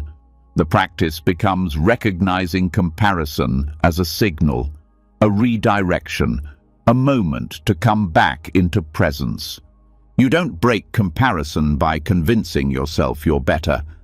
That only flips the judgment. You break it by not needing to measure at all, by realizing that your path cannot be compared because it's not repeatable. No one else has lived your life. No one else carries your exact causes and conditions. The fruit of your path is unique, and the Dharma teaches us to honor what is unique, not as special, but as real. Emotional dependency on comparison often comes from early experiences of inconsistency. If validation came from external cues, approval, grades, reactions, then the nervous system learned to scan the environment for feedback. You learned to adapt based on what others were doing, not because you lacked intelligence or willpower, but because it felt safer to mimic than to be fully seen. This habit follows you into adulthood. You judge your value by reflection. If others seem peaceful, you think you're not. If others express confidence, you question your worth. Even if you're doing well, the presence of someone doing better feels like a threat. But that threat is not real. It's a memory of a time when being enough felt conditional. To shift this pattern, the nervous system needs new information, new moments where safety does not depend on being ahead, where connection does not require comparison. This happens slowly, in small, conscious actions. When you celebrate someone's success without shrinking, when you allow your joy even when others are struggling, when you honor your own timing without apology. These choices are not about morality, they're about freedom. Each time you resist the urge to compare, you reclaim energy. You return to your life, and in that return, you build trust. Not in perfection, but in presence. Buddhist practice encourages direct experience, not interpretation, not assumption, just this moment, just this breath, just this feeling as it is. Comparison lives in the mind. Presence lives in the body. The more you ground into your senses, what you see, hear, touch, the less you get pulled into mental stories. Your nervous system remembers its center. Your attention returns to what matters. This is not a one-time shift. It is a practice, because the world is full of invitations to leave yourself. Messages that say you're behind, that others are winning, that you need to prove something. But these are illusions. No one wins at being human. There is no competition in healing, no trophy for awakening. The mind creates these games and then suffers when it cannot win. Freedom begins when you stop playing. This doesn't mean you don't learn from others. It means you stop using their path as a mirror for your worth. You listen with openness, not with self-doubt. You take what resonates. You let the rest pass. And when comparison does arise, as it will, you meet it with clarity. You say, "Ah, the mind is searching again." Not wrong, not shameful, just a moment of forgetting. And in that naming, you return. The return is always here. It doesn't require confidence. It doesn't need certainty. It needs willingness. The willingness to see that your life is enough. Not because it's perfect, but because it's yours. Comparison tells you that love is earned, that worth must be proven. But Dharma teaches that all beings are worthy by nature, no exception, not based on status, not based on progress, based on presence. So the next time you feel that subtle tug, the one that says, "Look at them.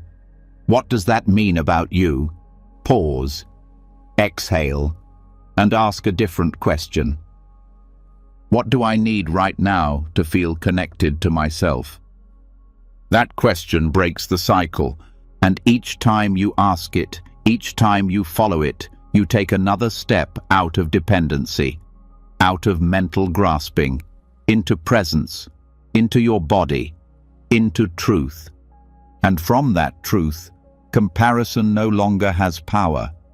It becomes just another thought, a passing cloud, not a prison, not a guide, just something you see and let go, again and again, until your peace is no longer based on anything outside of you. Only this moment, only this life, only now. And as comparison loses its grip, as your attention begins to return to what is actually happening within you, a deeper insight quietly begins to surface. It becomes clear that the mind not only measures, but filters. That what you believe about yourself is not pure fact, but the result of years of interpretation. And if your inner world has been shaped by judgment, pressure, trauma, or unmet needs, then the lens you see yourself through has never been neutral. What you take as truth about who you are is rarely untouched by distortion.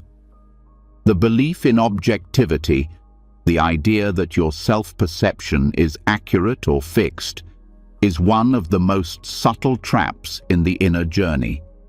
Because you don't just experience your life, you experience your story about your life, and that story has been shaped by countless conditions, both seen and unseen. You remember your past not as it happened, but as your nervous system recorded it. You assess your present through beliefs that were formed in moments of stress, abandonment, or misunderstanding. This is not a flaw in your character. It's simply how perception works. In Buddhist practice, this is called delusion, one of the three roots of suffering. Not delusion as madness, but as confusion, as misseeing. It is the belief that what arises in the mind is inherently accurate, that your thoughts about yourself are reflections of reality rather than reactions to it. But perception is shaped by karma, by conditioning, by memory, by language. It bends and filters what is seen. You never look at yourself directly. You look through the mind's history. Understanding this is not meant to cause distrust. It's meant to create space between what you believe and what actually is. If your mind tells you that you're behind, it may be repeating an old rule that someone else handed you. If your inner voice says you're not good enough, it may be echoing a standard that was never yours. What feels like truth is often just familiarity. The danger of assuming objectivity is that you begin to argue with yourself using a distorted mirror. You work endlessly to become something more, never realizing that the image you're trying to fix is already warped. And so no amount of improvement feels satisfying, no amount of praise feels true, because the internal lens keeps returning to the same angles, the same shadows, the same assumptions. This is where practice becomes essential, not to perfect your life, but to refine your seeing. To question not just the content of thought, but the process of how thought forms. What are the voices you trust without question? Where did they come from? What emotions tend to shape your interpretation of events? How do you respond to uncertainty? These reflections begin to reveal not truth, but habit. And habit, unlike truth, can be changed. This is the path of insight, not gathering more information, but seeing clearly. When you begin to see how biased the mind can be, you stop being so quick to believe it. You learn to hold your self-judgments with a lighter touch. Instead of saying, "I'm always like this," you begin to say, "This thought is arising in this moment, shaped by past conditions." That shift changes everything. It breaks the illusion that your current emotional state defines your identity. It opens the door to curiosity. And with curiosity comes the possibility of transformation. Not because you become something new, but because you stop clinging to what was never fully true. Many people believe that they are being honest with themselves when they are being harsh. But harshness is not clarity. Clarity includes context. It recognizes the why, not just the what. If you reacted out of fear, it sees the fear. If you struggle to speak, it considers your past silence. It doesn't excuse behavior, but it understands its roots. This kind of understanding makes change possible because it is based in compassion, not judgment. The belief in objectivity also makes it harder to receive support. If you're convinced your self-view is accurate, it's easy to dismiss praise or kindness as pity or misunderstanding. You assume others don't know the real you, but often they are seeing more clearly than you can. Their perspective is less clouded by your personal history. What they see might be closer to truth than what you believe. This is why relationship can be part of the path, not just as comfort, but as mirror. When someone holds you with care, even when you don't believe you deserve it, that moment creates a crack in the lens, a space where a new story might begin, if you are willing to stay open. This willingness is the heart of Buddhist practice. Not to believe everything, not to reject everything, but to stay open, to look again and again, with attention, with humility, with tenderness. Self-perception is always in flux. It shifts depending on mood, health, memory, surroundings. If you're tired, your flaws seem bigger. If you're afraid, your past looks worse. If you're lonely, your worth shrinks. These shifts do not mean the truth is changing. They mean perception is not fixed. The mind, when untrained, clings to certainty. It wants to know who you are in clear terms. Am I good or bad? Strong or weak? Healed or broken? But the Dharma teaches non-duality. You are not this or that. You are not one thing. You are a process, a stream of experience, ever unfolding. Trying to define yourself rigidly is like trying to capture water in your hand. Peace comes not from holding, but from allowing. This means learning to meet each perception as temporary. If you wake up feeling ashamed, that is not the whole of you. If you make a mistake, that is not your identity. If you forget your progress, that does not erase it. Every thought is like weather. It arrives, it moves, it passes. What remains is awareness. Awareness is your anchor. It doesn't fix the mind. It holds it, watches it, allows it. And in that space of allowing, truth reveals itself, not as a concept, but as a quiet knowing. You start to feel where perception bends. You notice when the mind tightens. You catch the moment when you begin to shrink or inflate your image, and instead of reacting, you stay. Staying is the practice, not believing, not analyzing, just staying, letting the story unfold without needing to own it. This is how you rebuild the lens, not by polishing the distortion, but by stepping behind it. And behind it, what you find is not a new identity. It is freedom from identity, the spaciousness of not needing to be seen in any particular way, the relief of not defending a version of yourself, the peace of simply being.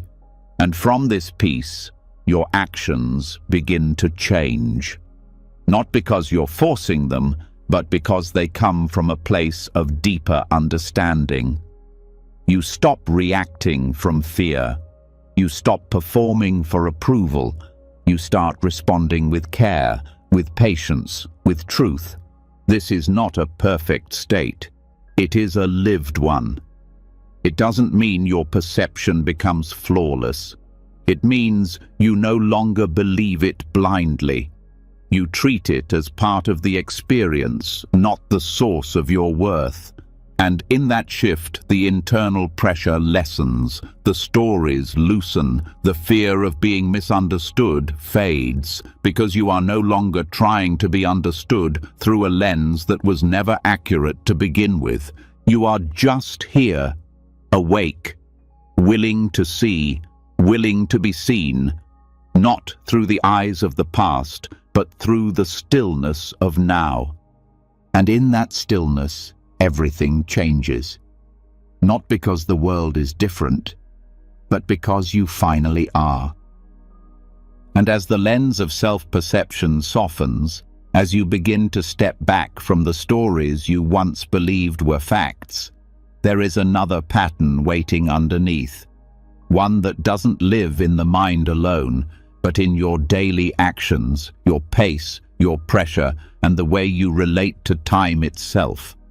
It's not just what you think about yourself that creates suffering.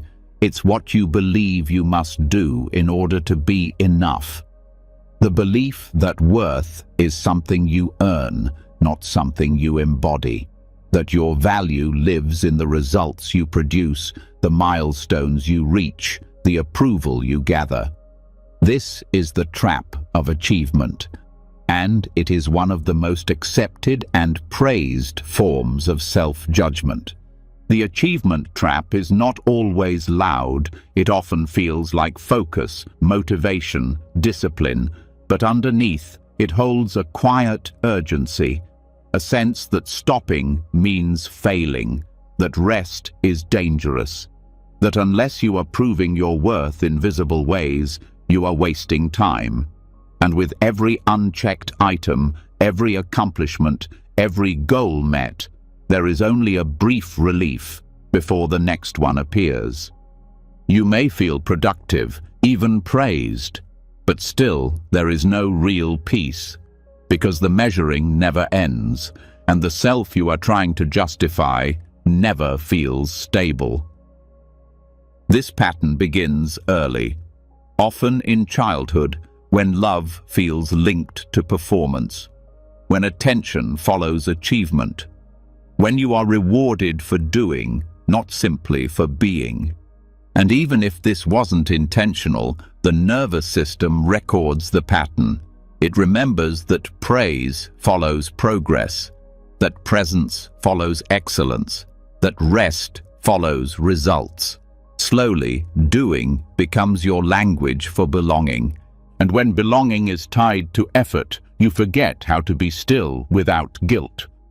In Buddhism, identity that is built around grasping is a source of dukkha, suffering that comes not from the world itself, but from the way the mind clings to it. The achievement identity is deeply tied to clinging. It holds on to the idea that you are your productivity, that success defines security, that more is always better. This is not because you are greedy or shallow.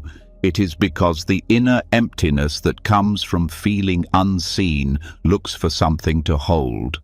But what you hold is never enough. Not because you lack ability, but because the need behind the action was never met. You do not want trophies. You want to feel whole. You do not want praise. You want to feel worthy. But when you confuse these longings with accomplishments, you build a life on a foundation that will always feel fragile.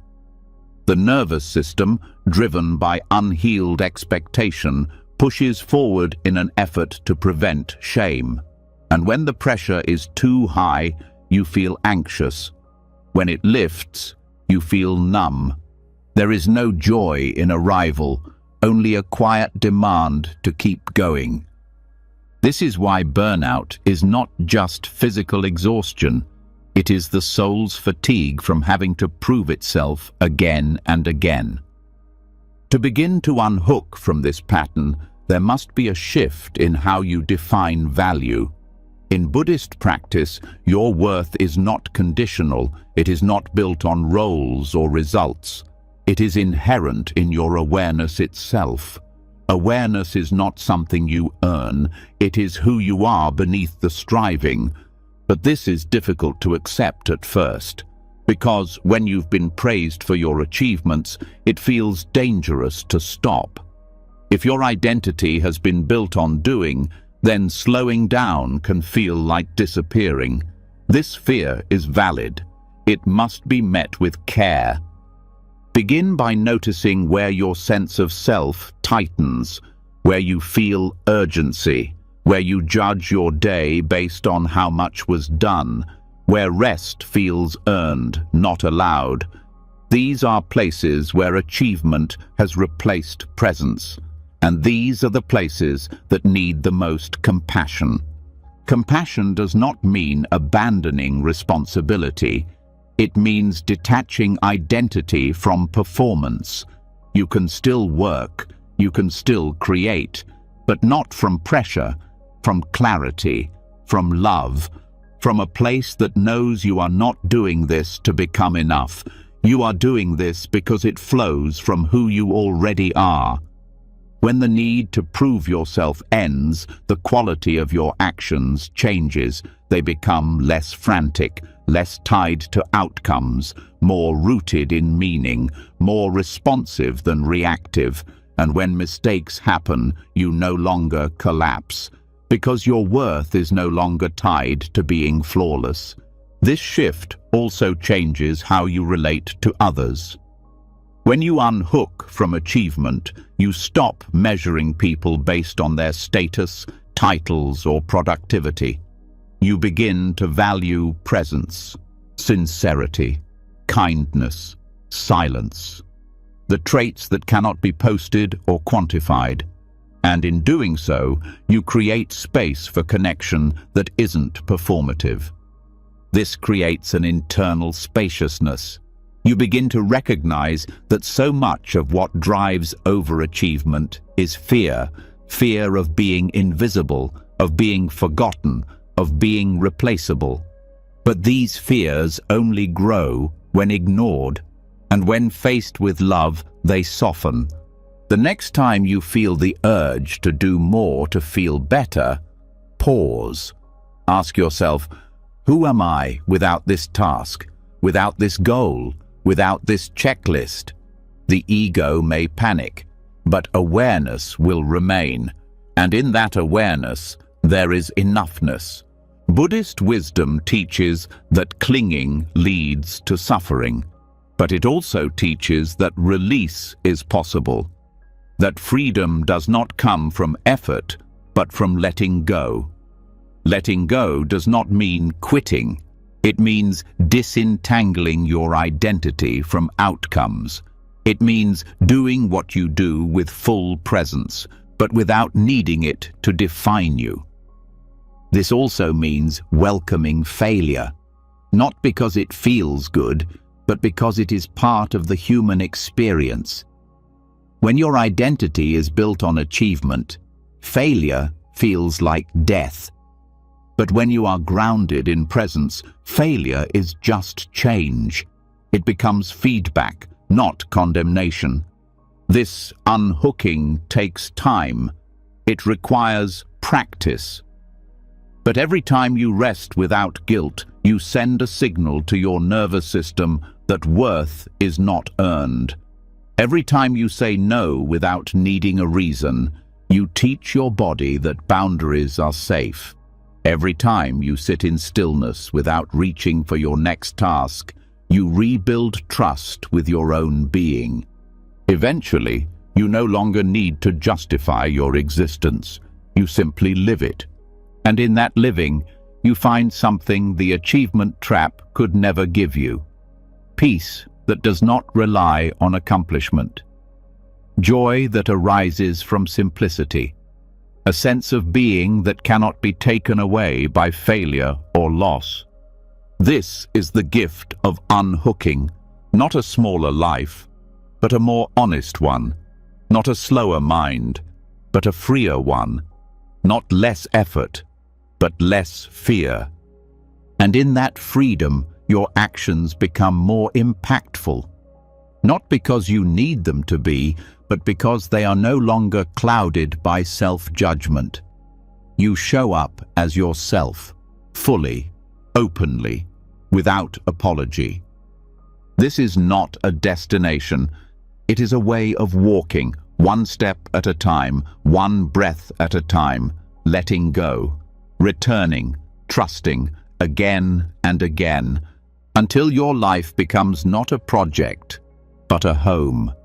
And as you begin unhooking from the drive to constantly achieve, you may feel something unexpected arise, not in your thoughts, but in your body. When you stop measuring your worth through tasks, when you let go of the need to prove your value, the nervous system often responds first, not with relief, but with discomfort.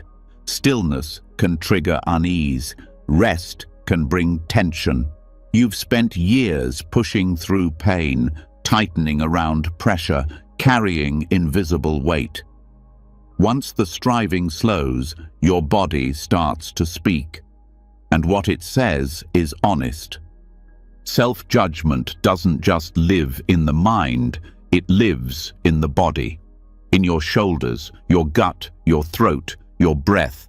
It takes the form of chronic tension, shallow breathing, fatigue, nausea, tightness, or an inability to fully relax. These aren't random sensations, they're stored reactions, and if you pay attention, they often show up in the exact moments when judgment arises. You may notice your jaw clench when you criticize yourself, your belly contract when you remember a mistake, your chest close when you feel exposed. These responses are not overreactions. They are survival habits formed over time. Your body is not punishing you, it's protecting you from shame, rejection, vulnerability. The same way it once learned to brace under pressure, it now repeats those patterns even when no threat is present. In Buddhist practice, the body is not separate from awareness. The mind and body reflect each other. A thought of failure tightens the breath. A feeling of guilt weighs on the chest. A belief of not being enough sends cortisol through your bloodstream. This is the energetic imprint of judgment. These patterns become so familiar that you forget they're there. They become your baseline. And over time, this baseline becomes fatigue, chronic pain, illness, or restlessness. Not because something is wrong with your body, but because it has been carrying what the mind would not allow itself to feel. The path toward release does not begin with fixing. It begins with listening, deeply, without trying to change what you find.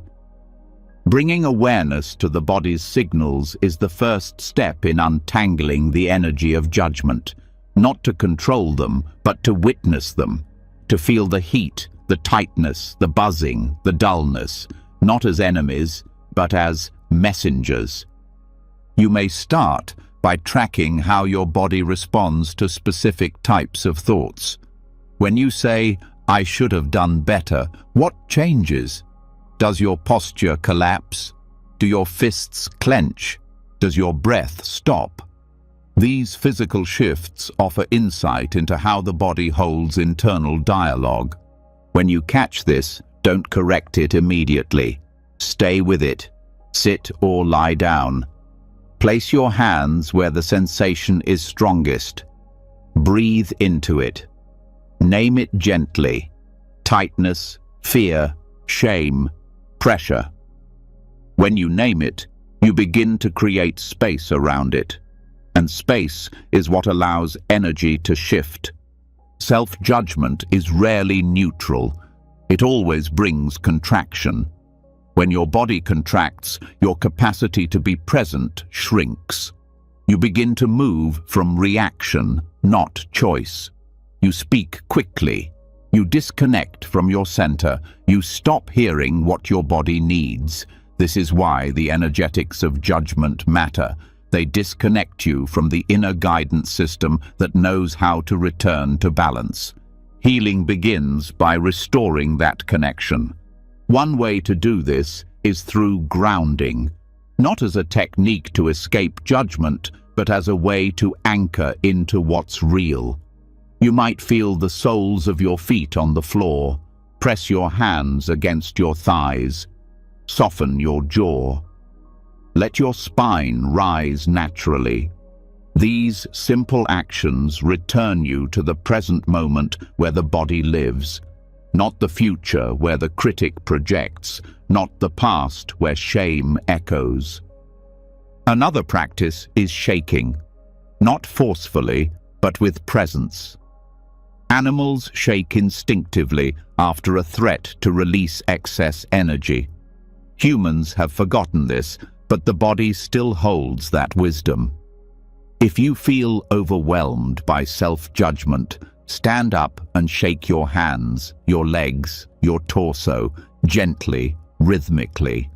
Let your body release what your words cannot. Sometimes the most powerful practice is allowing the body to do nothing, to lie down and be held by gravity, to surrender the effort. Let the floor support your weight. Let the muscles unclench. Let the breath find its own pace. This rest is not weakness, it is repair. Because each time judgment arises, the body prepares for danger. And if there is no moment of rest, the danger feels constant. The nervous system never resets. This is why even when your mind is quiet, your body may still feel alert. The silence after judgment needs to be filled with warmth, not more thoughts, but presence. Presence can also be supported through touch. Place a hand on your heart or your belly. Feel the warmth, not as a gesture of comfort, but as a reminder that the body is here, that it's doing its best, that it belongs. Buddhist wisdom teaches mindfulness of the body as a doorway into truth. The body does not lie. When judgment arises, the mind may spin endless stories, but the body offers a direct signal. If you follow it, it will show you what you're holding, what you've stored, what you're ready to release. Release does not always feel dramatic. Sometimes it's a deep sigh, a soft tear, a feeling of loosening in the muscles. These moments matter. They are not small. They are signs that your inner system is remembering safety. That judgment no longer needs to be the main way you relate to yourself. But for that safety to deepen, it must be practiced, not just when you're in crisis, but regularly. Moments of checking in, of asking, where am I clenching? Where am I numb? What am I not feeling? And then choosing presence instead of pressure, choosing rest instead of reaction. This choice builds trust, and trust in the body is what allows you to move through life without constant self-surveillance. You stop needing to brace for judgment. You begin to live from the inside out. The more you connect with the energetic imprint of self-judgment, the more clearly you can see its roots. You begin to notice when the tension is not yours, when it echoes a parent's tone, a teacher's expectation, a culture's demand. You can feel when your shoulders rise in defense of a voice that no longer exists. And in that moment you can say, I don't have to carry this anymore. This release doesn't erase the past, but it unhooks you from it. You begin to sense when the body is reacting to old pain and offer it a new response. Not denial, not dismissal, but awareness. A breath, a hand on the heart, a simple return to here. And from here, you start to feel what's underneath the judgment. Often it's sadness, or fear, or longing. These are not problems. They are the parts of you that have waited to be felt. And now, finally, they are being welcomed. This welcome is the true healing, not the absence of pain, but the presence of love in the face of pain, not the silence of the critic, but the steadiness of your breath through its noise, not the perfection of posture, but the softening of effort. Over time, the body begins to expect compassion, not control. It begins to move with freedom, not fear. And you start to feel that being alive in your own skin is not a battle. It's a blessing. This is not because everything is easy. It's because nothing inside you is being pushed away. And in that wholeness, you find something deeper than peace. You find your way home. To the wisdom of the body, to the safety of presence, to the soft, undeniable truth that you have always belonged here, as you are. And as the body begins to soften, as the nervous system starts to believe it is safe to release, something else often surfaces. Not fear, not even pain, but impatience. The feeling that this healing, this process, this slow unwinding should be over by now, that you should already be further along, that you should not still be triggered, tired, afraid, unsure. A quiet, constant sense that you're behind, that somehow even your healing has become something you're failing at. This is where many people get stuck. Not in the wound itself, but in the judgment of how long it takes to mend. You begin to turn healing into a task, a race, a measurement of progress. You begin to feel ashamed that after all the work, the meditation, the reflection, you still struggle, you still forget, you still react. And that shame can feel deeper than the original pain. Because now you're not just hurting, you believe you shouldn't be. This belief is rarely challenged because it hides itself in the language of growth. It says, I'm just trying to do better. It says, I know I can get there. It says, if I work a little harder, I'll finally be free. But underneath, it's still the same pattern of rejection, still the same pressure, still the same voice that says you are only acceptable when you've arrived. Buddhist practice teaches that clinging to any outcome, even healing, creates suffering. Wanting to feel better is natural, but demanding that healing fit into a timeline or a method or a narrative of success becomes another layer of tension. It pulls you away from the present and back into judgment. You may believe that if you don't push, nothing will change. But true healing isn't forced. It's allowed. It unfolds when the ground is ready, not when the ego is impatient. When you look at a flower, you don't ask it why it's not blooming faster. You understand that it will open when the conditions are right. You do not blame the petals for being slow. But when it comes to your own emotional unfolding, you rush, you pressure, you scold. You take the natural pace of integration and make it into a failure to perform. This impatience often comes from fear. Fear that the pain will never end, that the struggle means you are broken, that the people around you are moving forward while you're still stuck. But none of these fears are based in truth. They are based in comparison, in expectation, in the idea that peace must look a certain way or happen within a certain frame of time. What you're calling stagnation might actually be a pause. What you're labeling as failure may be a deeper integration. Some of the most profound shifts happen quietly, slowly, under the surface.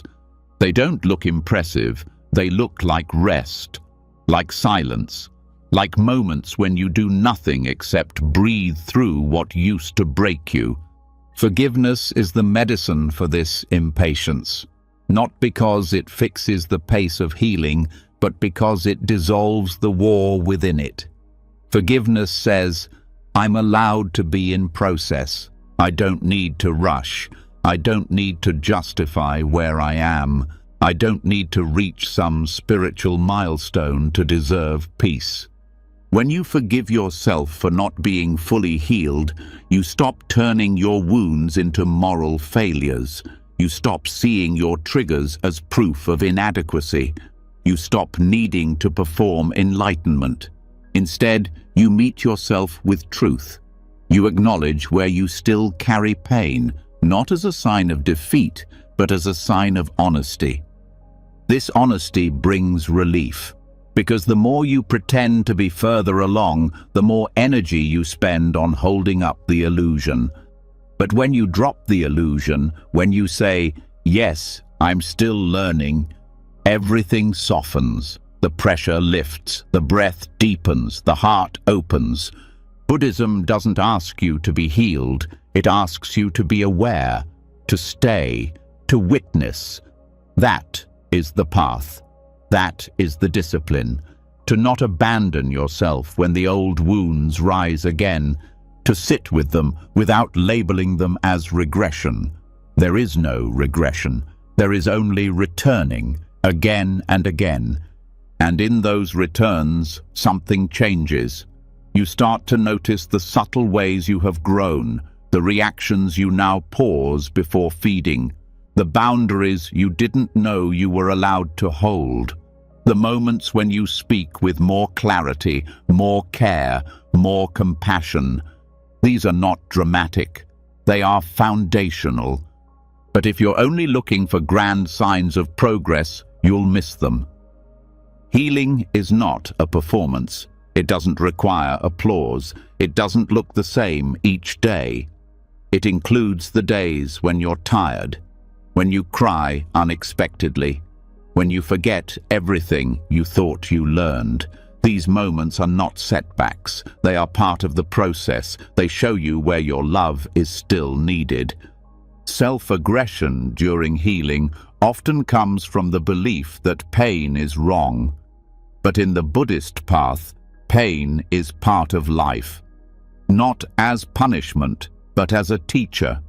When you stop resisting its presence, you begin to learn what it came to show you.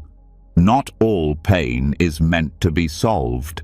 Some is meant to be understood, included, held. And when it is held with tenderness, it changes, it softens. sometimes slowly, sometimes suddenly, but always in a way that leaves you more whole than before. Forgiveness also includes forgiving your strategies, the ways you coped before you knew better, the ways you numbed, distracted, overworked, isolated, avoided. Those choices were not mistakes. They were what you needed to survive. Forgiveness says, "I see why you did that. I thank you for trying to protect me. And I'm ready to do it differently now." This compassion brings integration. The parts of you that felt exiled start to return. They no longer have to fight for your attention. They are seen, heard, welcomed, and in that welcome, your healing deepens. Not because you've arrived, but because you've stopped resisting the journey. You will still forget. You will still feel pain. You will still be caught off guard. But when forgiveness is present, you won't turn on yourself for these things. You'll respond with care, with patience, with the simple truth that all beings are in process. No one is ahead. No one is behind. The path is walked one step at a time, and each step is enough. This is the heart of the practice, not reaching a perfect version of yourself, but returning to presence each time you leave it, and doing so with kindness. So the next time you think, "I should be over this by now," pause, breathe, place a hand on your heart, say softly, "It's okay to still be here." Let that be enough, because it is. The healing you seek is not a future you.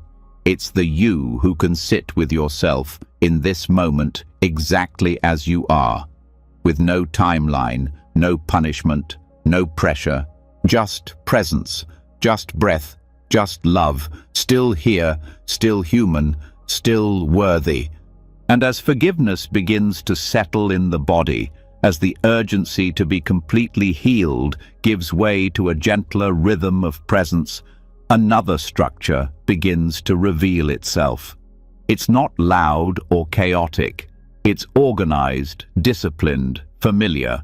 It feels like order, but carries a heavy undertone, a sense of constant evaluation, a running commentary of what you should have done, how you should have known better, why you still haven't done enough. It shows up like a judge in a courtroom that never closes.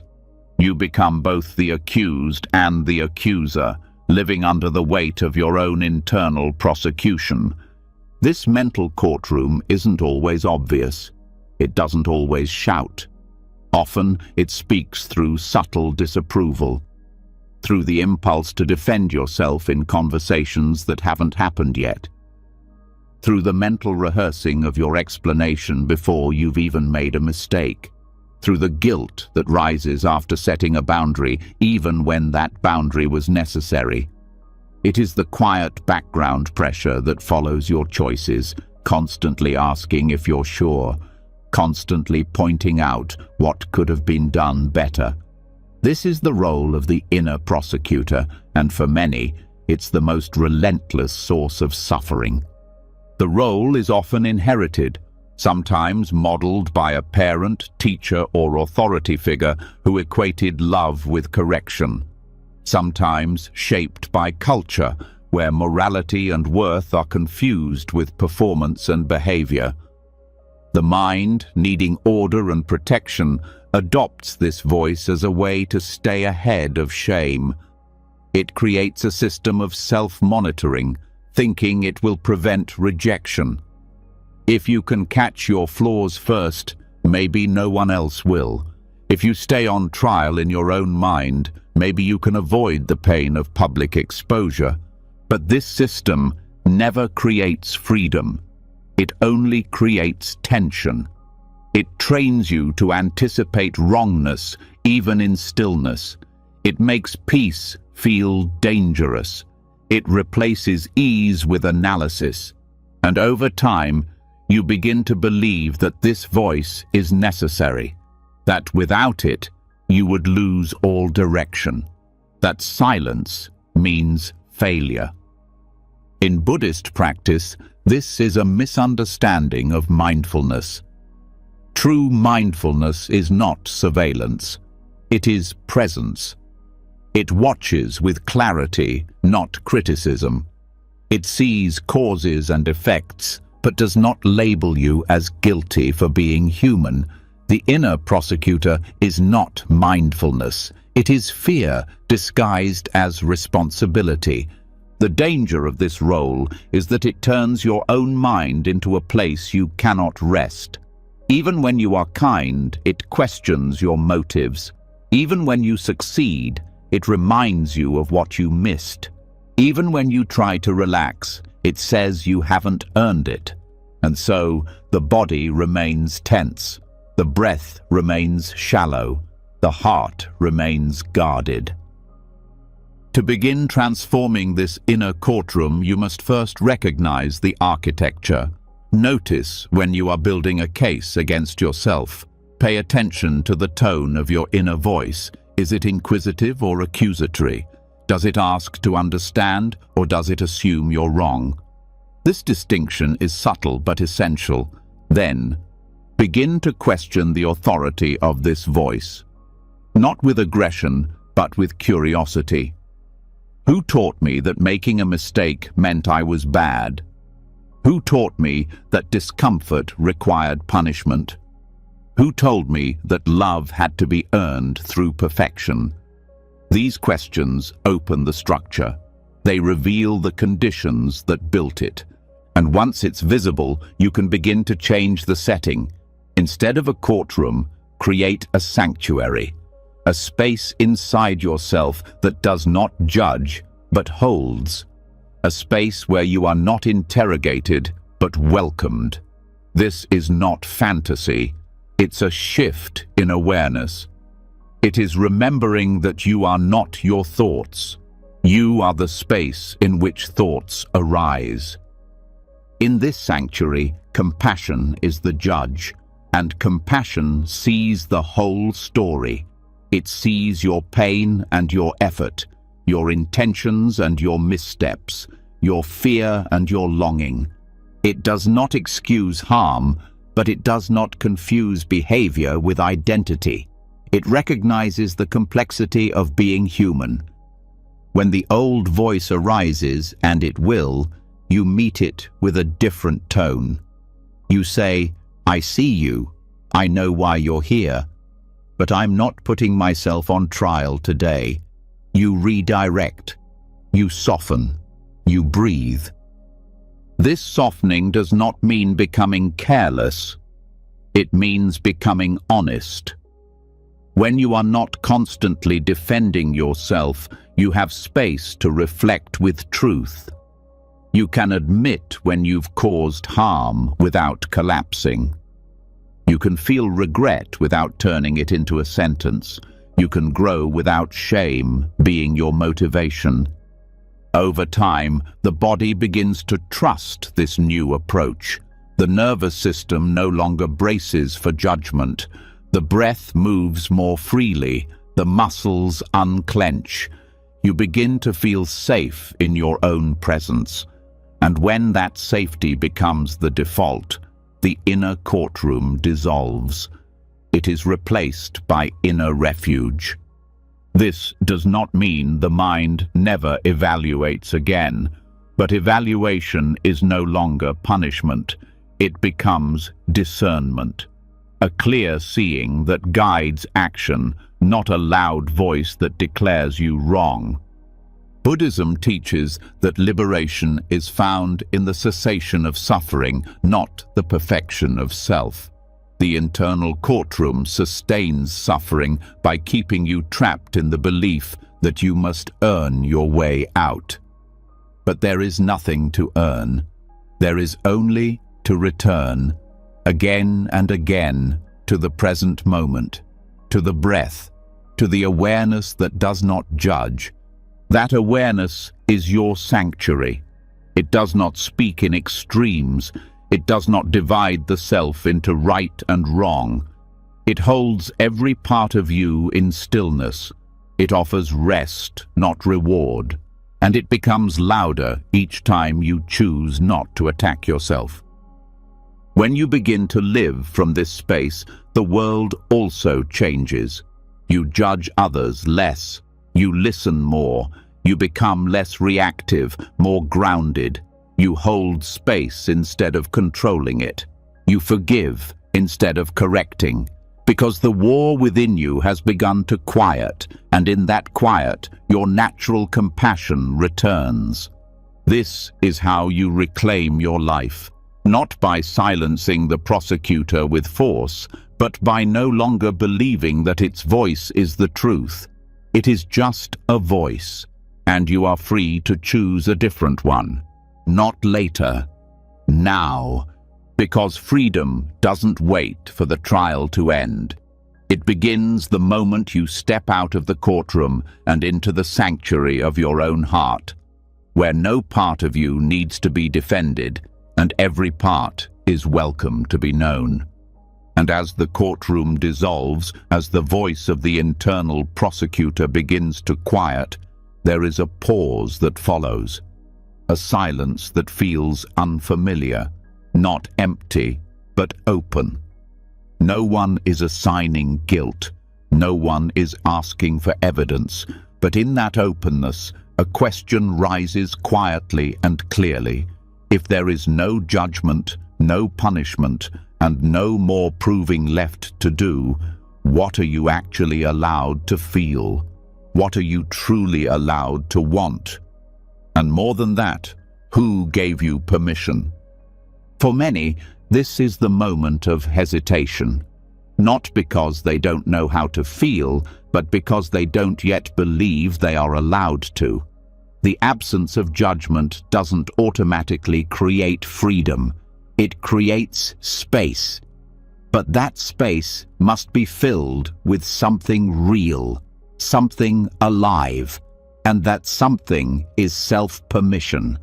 Without it, the silence of self-judgment becomes just another form of control, a quiet void with no movement.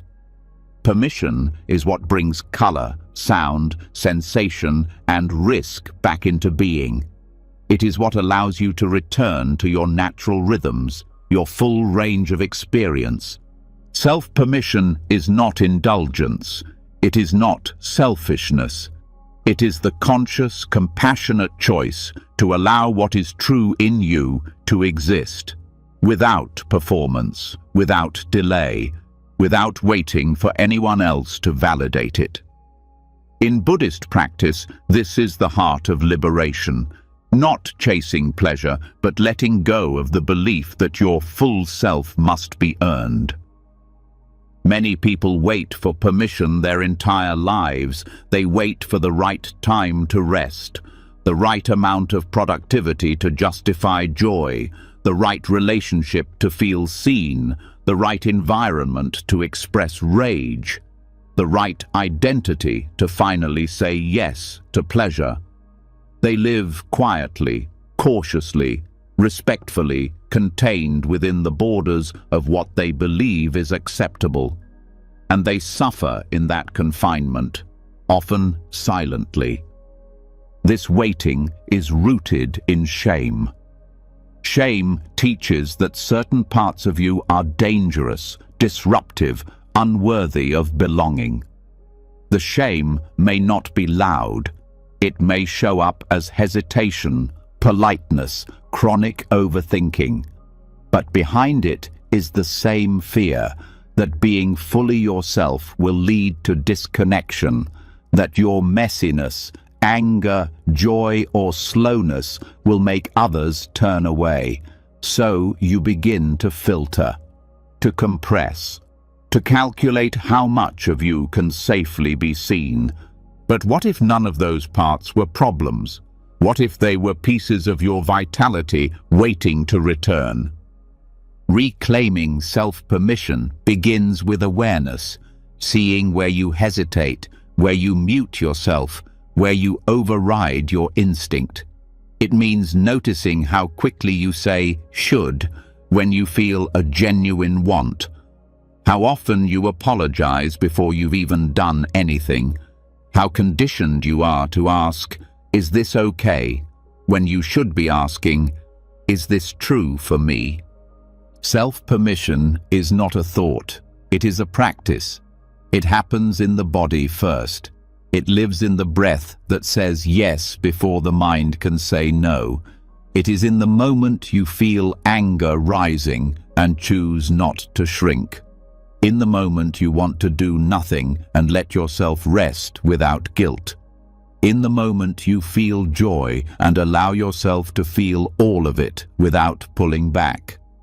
Each of these moments rewrites something, not because they're dramatic, but because they're real, because every time you let yourself be fully in your experience, you dissolve a little more of the conditioning that told you it was wrong to be human.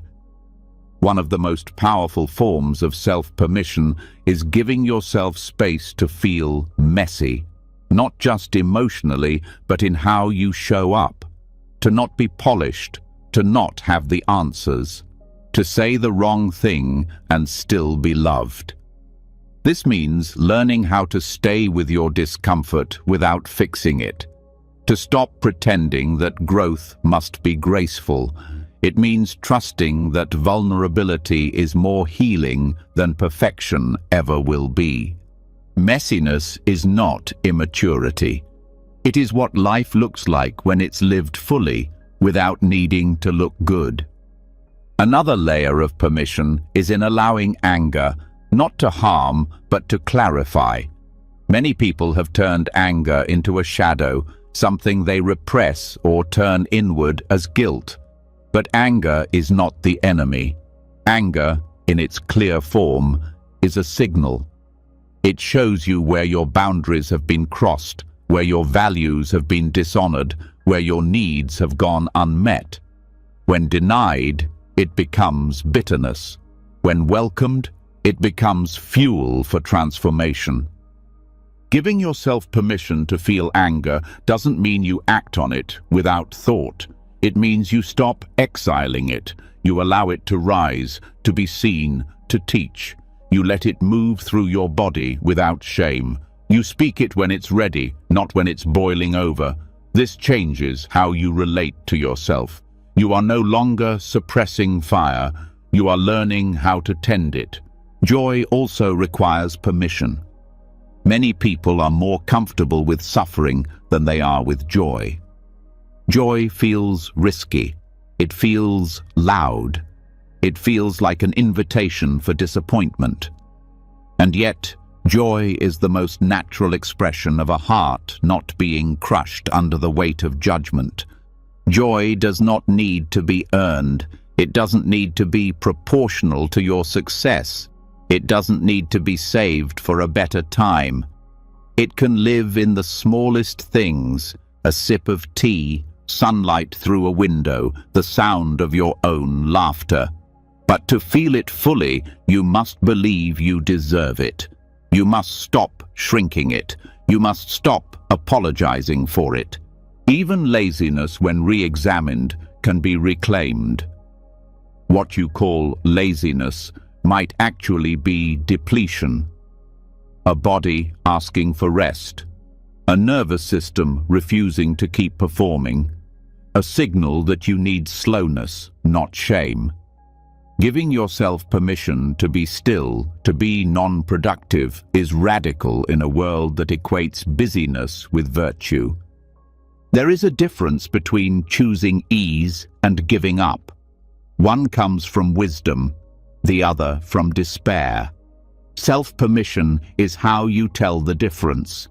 And then there is wildness, not recklessness, but untamed aliveness, the part of you that doesn't need approval to move, that sings, dances, cries, laughs without scripting it, that makes art that's strange, that loves in unexpected ways, that says no without justification. This part is often buried under layers of conformity, but it's not gone. It's waiting for your yes. Wildness is not chaos. It is truth without pretense. It is what rises when you stop trying to be acceptable. Buddhist teachings remind us again and again that liberation is not found in tight control. It is found in letting go of the self-image that needs to be constantly managed. That image is what keeps you contained. But when you release the grip, when you give permission instead of seeking it, you step back into the stream of direct experience. You stop thinking about how to be. You start being. This beingness is not passive. It is engaged. It says yes when it means yes. It says no with clarity. It feels and responds. It rests and plays. It listens and speaks. It makes mistakes and grows. It lives. And living without apology is one of the most powerful forms of healing there is. So, the next time you feel hesitation rising, pause. Ask, who am I waiting for? Whose approval am I still chasing? What would I do if I believed I was already allowed? Then breathe. Let the breath carry your answer. Let the body lead. Let your heart speak before your mind edits.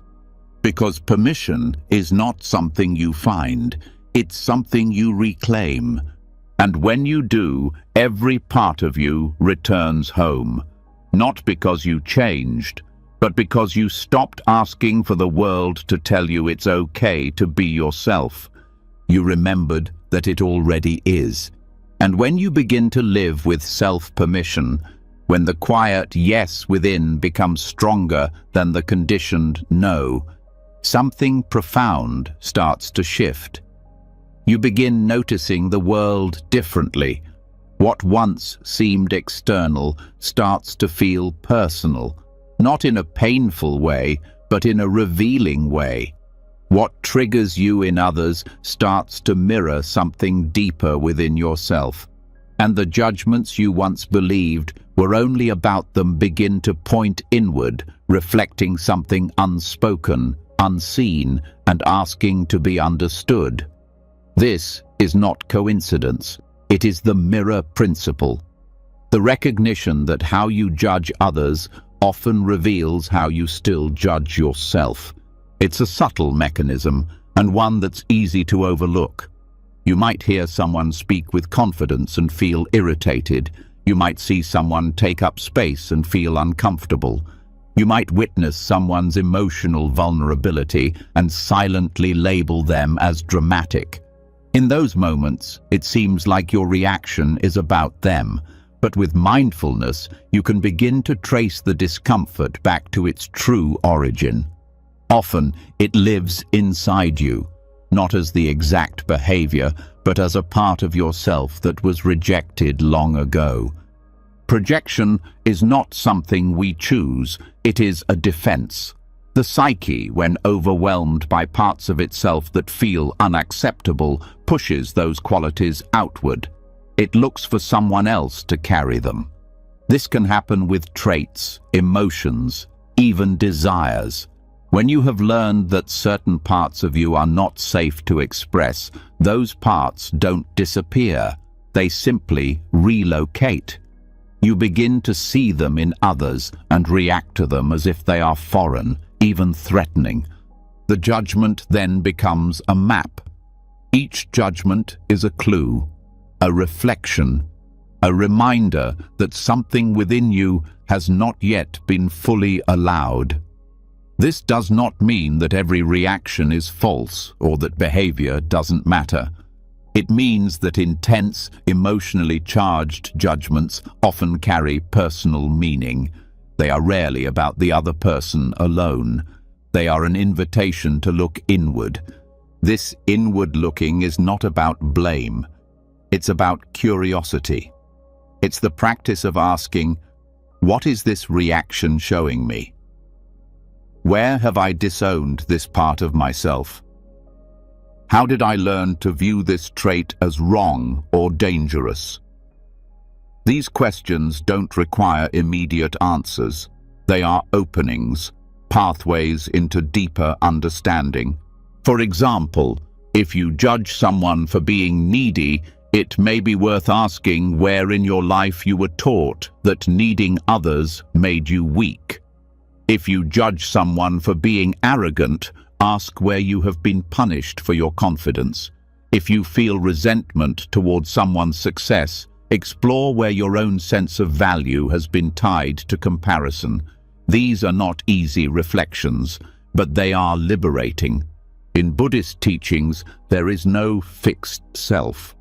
What you perceive is shaped by your own mind. The world you experience is filtered through your own inner landscape. When you see someone clearly, without judgment, it means you are meeting them without projecting your story onto them. But most of the time, the story is still running. The mirror is still active. And until you recognize that, you remain caught in cycles of unconscious reaction. Learning to recognize projection requires humility. It means accepting that your perception is not always clean, that what you see is not always about what is present, but about what is unresolved. This humility is not weakness, it is strength. It allows you to move through the world with more compassion, not just for others, but for yourself. Because once you realize that your judgment of others is often a reflection of your internal conflict, you stop feeding it. You stop reacting with anger and start responding with inquiry. You stop hardening and start softening, not to enable harmful behavior, but to remove the extra suffering that comes from carrying unhealed parts within you. As this practice deepens, the way you relate to others transforms. People become mirrors, not enemies. Their traits become teachings.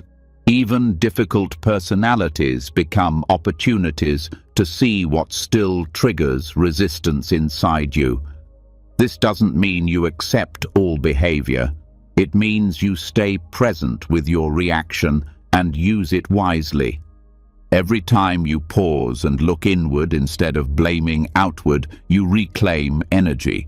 Energy that was being spent on defending an identity, on upholding a version of yourself that doesn't need to feel certain things. But in reality, those feelings already exist. They're just hidden. And when you allow them to be seen, something softens. The war quiets.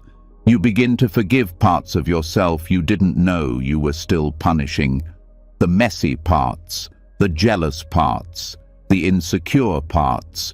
You stop needing to project them because you are learning to hold them. You stop needing others to carry your disowned traits because you are now strong enough to carry them with awareness.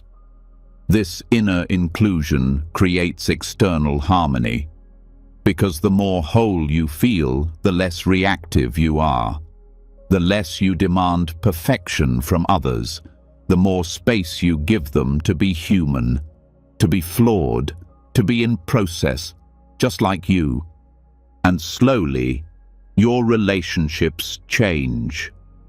Not because other people become easier, but because your mind becomes clearer. You stop expecting others to fix your discomfort. You stop blaming them for your pain. You start seeing them as fellow travelers, each carrying their own stories, their own mirrors. Projection can never be fully erased.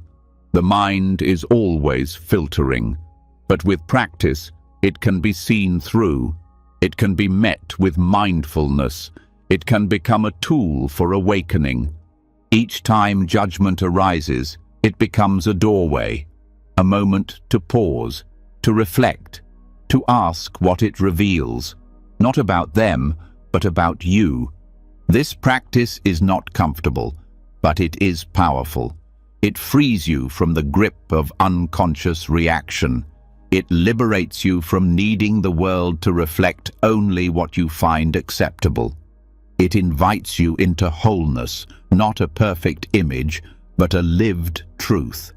And that truth is this: everything you judge outside you has a counterpart within you.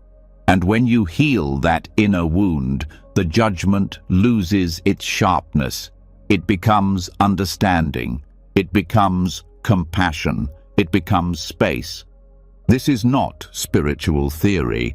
This is daily practice. One glance, one breath, one triggered reaction at a time. And in those moments of practice, the mind becomes less reactive. The heart becomes more open. The mirror becomes clearer. Not to reflect your flaws, but to help you see your wholeness, to remind you that nothing inside you is unworthy of love, and that every judgment, when met with honesty, becomes a path back home, to yourself, to others, to the freedom that was never outside you. And as the mirror begins to clear, as you stop projecting your hidden shame onto others and start seeing your own reflection with more truth, another shift becomes possible. Not dramatic, but steady. You begin to notice something else in those moments of clarity, an ache beneath the judgment. Not anger, but tenderness. Not blame, but longing. What once felt like rejection now feels like a call for care. But care doesn't just appear. It has to be practiced. Not in grand acts or rare breakthroughs, but in the tiniest moments of your day, the ones so small they often go unnoticed. These are the spaces where self-compassion is built. Self-judgment becomes habitual, not just because of past pain, but because of repetition. The tone you use with yourself, the stories you rehearse, the reactions you don't question. These form a pathway in the nervous system, a familiar route of self-criticism that becomes easier to follow with time. You don't even need to think. It becomes automatic.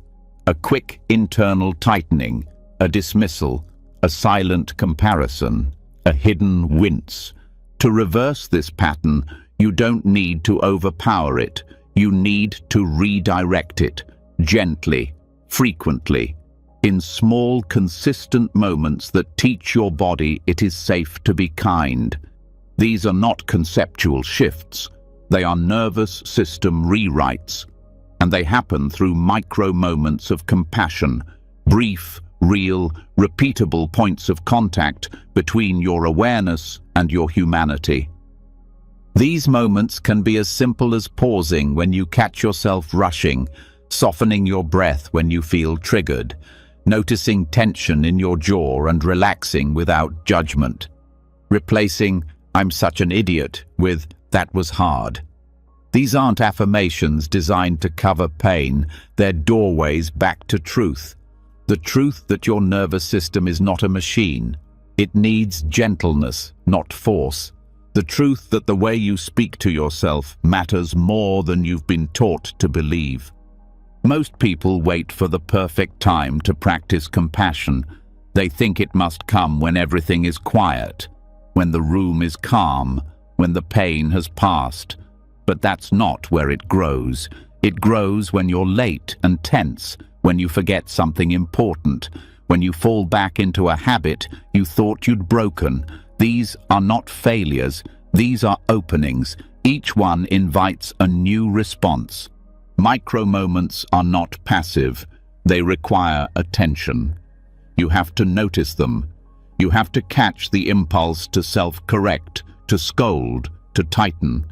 Then you choose to stay, just a second longer, long enough to take a breath, long enough to notice where you're hurting, long enough to say, "This is difficult, and I'm here." Buddhist teaching emphasizes the importance of mindfulness in daily life, not as escape, but as intimacy with what is real. Compassion is not separate from this. It is mindfulness with warmth. It is attention that does not analyze or fix, but simply stays. This staying builds new pathways in the nervous system. Each time you choose softness over judgment, your body learns safety. It learns that love does not have to be earned through performance or perfection. It learns that presence is enough. You may not see the effects right away, but slowly these small shifts begin to add up. You notice that you pause more often before reacting, that your breath remains longer in your belly, that your thoughts feel less sharp, that your shoulders are not always bracing. These are not just signs of healing, they are signs of trust. Trust in your ability to meet yourself without harm. One of the most powerful micro moments is naming. Naming what you feel gently without adding story. This is fear. This is tightness. This is a wave of shame. Not to dramatize, but to make space. Because when you name an experience, you place it in awareness. You stop being consumed by it. You begin to hold it instead of being held by it. You can also train compassion through self-touch, placing a hand on your chest when you feel overwhelmed, letting your palm rest on your belly when you feel anxious. These physical gestures are small, but they bypass intellectual resistance. They send signals of calm straight to the nervous system. They say, "I'm with you, you're not alone." Another way to practice is through your inner voice. Listen to how you speak to yourself when you forget something, when you disappoint yourself, when you're struggling. Then change the tone, just the tone, even if the words stay the same. Make it warmer, more understanding, like you would speak to a friend or a child. This isn't pretending. It's returning to a part of you that already knows how to be kind. You don't have to feel like you deserve compassion to practice it. The practice itself teaches you that you do. Every time you choose care over critique, you weaken the old pathways. You stop rehearsing judgment. You start building resilience, not through force, but through gentleness. This gentleness does not make you weak. It makes you grounded, because it teaches you how to stay with discomfort, with conflict, with grief. It teaches you how to feel deeply without becoming overwhelmed. It shows you that love is not a reward. It is a way of being. The most transformative moments often come in the smallest ones. The breath you choose to deepen when your heart is racing. The tension you let go of when you're tempted to collapse. The forgiveness you offer yourself when you're not as graceful as you hoped. These are the places where your nervous system relearns what safety feels like. And over time you realize that self-compassion was never about grand gestures. It was about staying with yourself, over and over, in the spaces where you once turned away. Eventually, compassion becomes the default, not because judgment disappears, but because it no longer feels safe to believe it. The body prefers warmth. The heart opens more easily when it is not being monitored. These small practices become a new language, a new rhythm, a new way of being with your own experience. Not fixing, not rushing, just allowing. And in that allowance, healing becomes a living, breathing reality, not a goal, but a relationship. One breath at a time, one choice at a time, one moment of care in the middle of everything. This is how transformation happens. Not in leaps, in micro moments. and each one matters. Every single one is a seed, and those seeds, watered with awareness and tenderness, grow into something steady and beautiful, not perfect, but real. And in that reality, you find peace, not all at once, but slowly, kindly, as you meet yourself again and again and again. And as the practice of micro moments begins to settle into your body, those tiny choices to meet yourself with care instead of criticism, what starts to become more visible is the language that shaped the judgment in the first place. It's not always the tone or even the emotion, but the structure of the words themselves, the way thoughts are built, the hidden meanings behind simple phrases, the automatic vocabulary you've learned to use when describing yourself, your emotions, and your value. Language becomes the quiet architect of your inner world, and most of the time, you don't realize it's trapping you. The words you use inside your mind and the ones you speak aloud create the frame through which you see yourself. That frame then defines what you believe is possible, what you believe is wrong with you, what you think needs fixing. The way you talk to yourself, especially when you're struggling, can either reinforce judgment or open the door to compassion.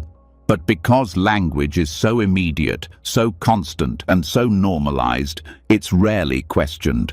Many self-critical patterns are maintained not by strong emotion, but by habitual language.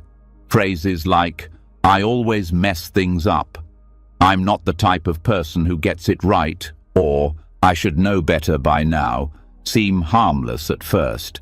But each phrase reinforces a fixed identity, a version of you that is static, limited, defined by error. This internal grammar becomes a cage, and over time, it builds an unconscious narrative that feels like reality. In Buddhist philosophy, clinging to identity is one of the roots of suffering. Not because identity itself is wrong, but because the belief in a solid, unchanging self creates conflict. When you use language that constantly defines yourself in absolute terms, you freeze your experience. You stop seeing yourself as a process and start seeing yourself as a problem.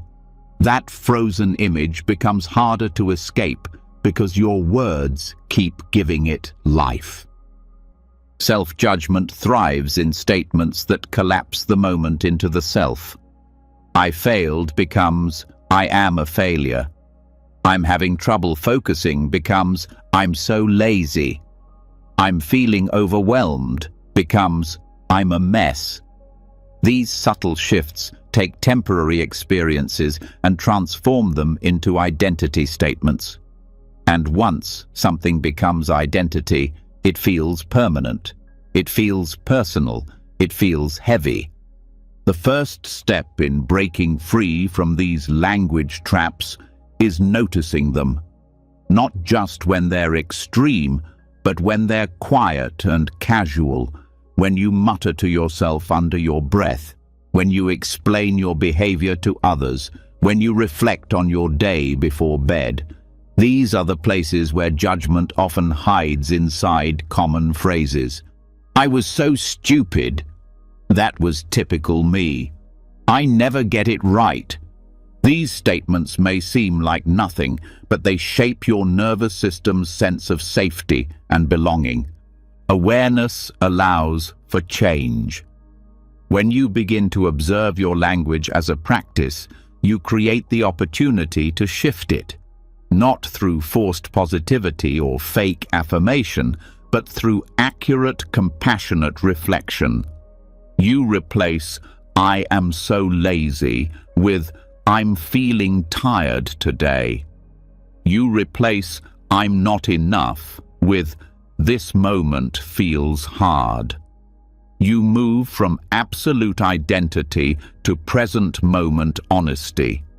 This shift might feel small, but it's radical. because it begins to separate who you are from what you experience. And that separation is what allows healing. When the mind stops turning every struggle into a character flaw, it begins to create space for the truth. You are not your thoughts, your emotions, or your past. Changing language also involves how you speak to yourself when things go well. Self-judgment doesn't only show up in negativity, it shows up in the refusal to acknowledge your efforts. It shows up in dismissing your progress, in brushing off your strength. It was nothing. I just got lucky. It wasn't a big deal. These phrases erode your confidence. They deny you the nourishment of being seen, even by yourself. So practice claiming your growth, not as a performance, but as an honest statement. That was difficult, and I handled it. I'm proud of how I stayed grounded. I didn't know how to do this before, and now I do. These phrases rewire the brain to recognize capability, to acknowledge movement, to internalize trust. In Buddhist mindfulness, right speech is a foundational ethical practice. It includes how you speak to others, but also how you speak to yourself. Right speech is not just about avoiding harm, it's about using words to create clarity, kindness, and truth. When your self-talk aligns with right speech, it becomes a vehicle for awakening. It stops reinforcing delusion and starts pointing toward reality.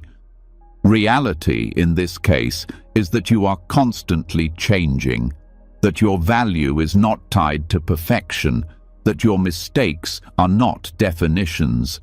Your language can support that truth, or it can block it.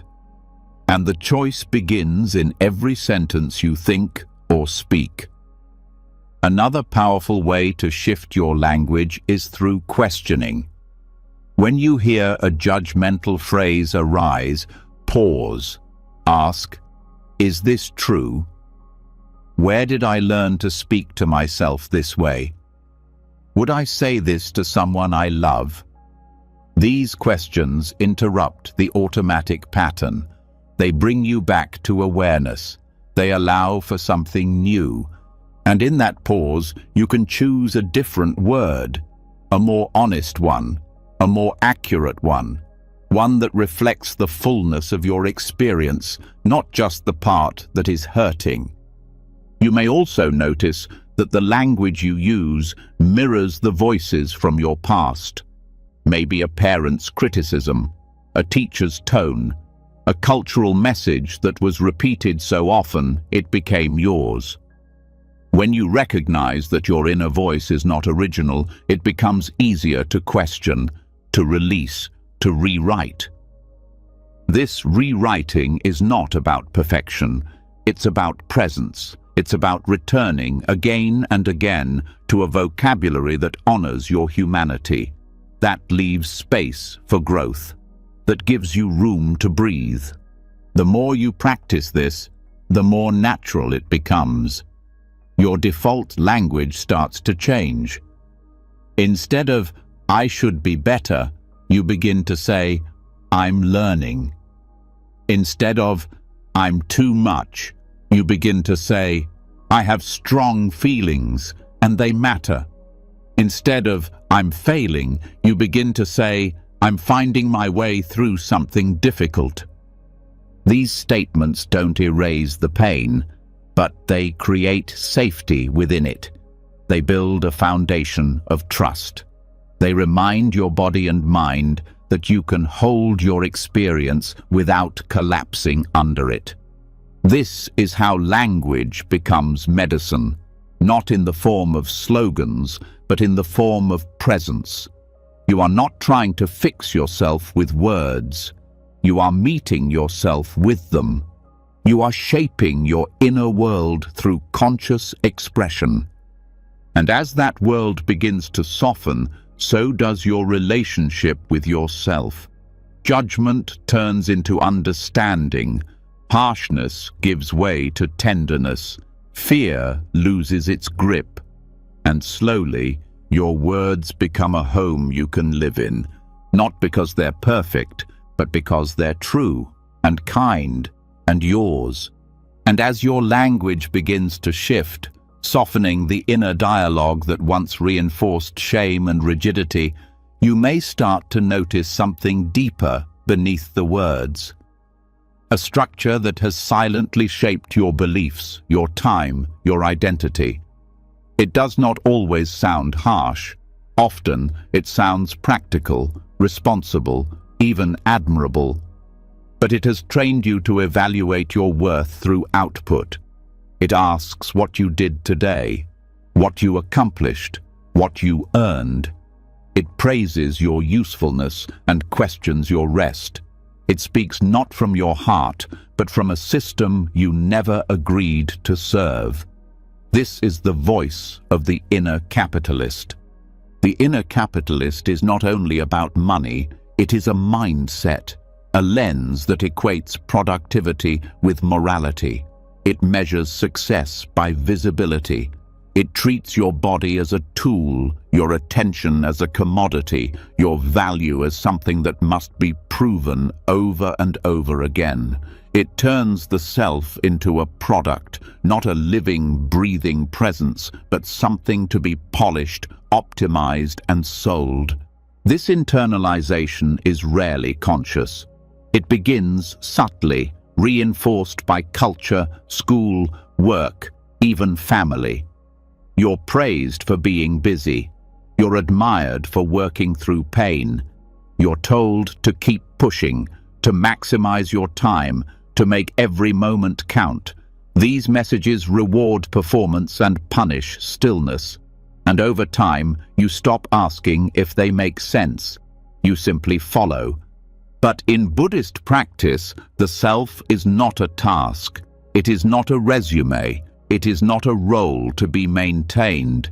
It is an unfolding process of awareness. And awareness cannot be measured in productivity. It does not speed up for deadlines. It does not become more valuable when it is monetized.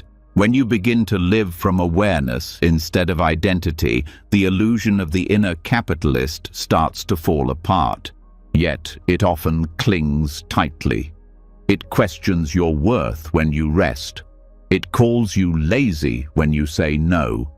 It tells you your value is in what you produce.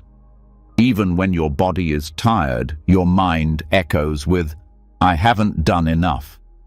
Even when your heart needs care, it whispers, "There's more to finish." This pressure creates chronic tension, not just physically, but emotionally. You feel guilty for slowing down. You feel behind when you're present. You start to believe that healing must also be efficient, that joy must be earned, that growth should look like a checklist. But the Dharma teaches that freedom does not arrive through efficiency. It arrives through release. To dismantle the inner capitalist, you must begin by noticing its presence, not just in your work life, but in your inner life.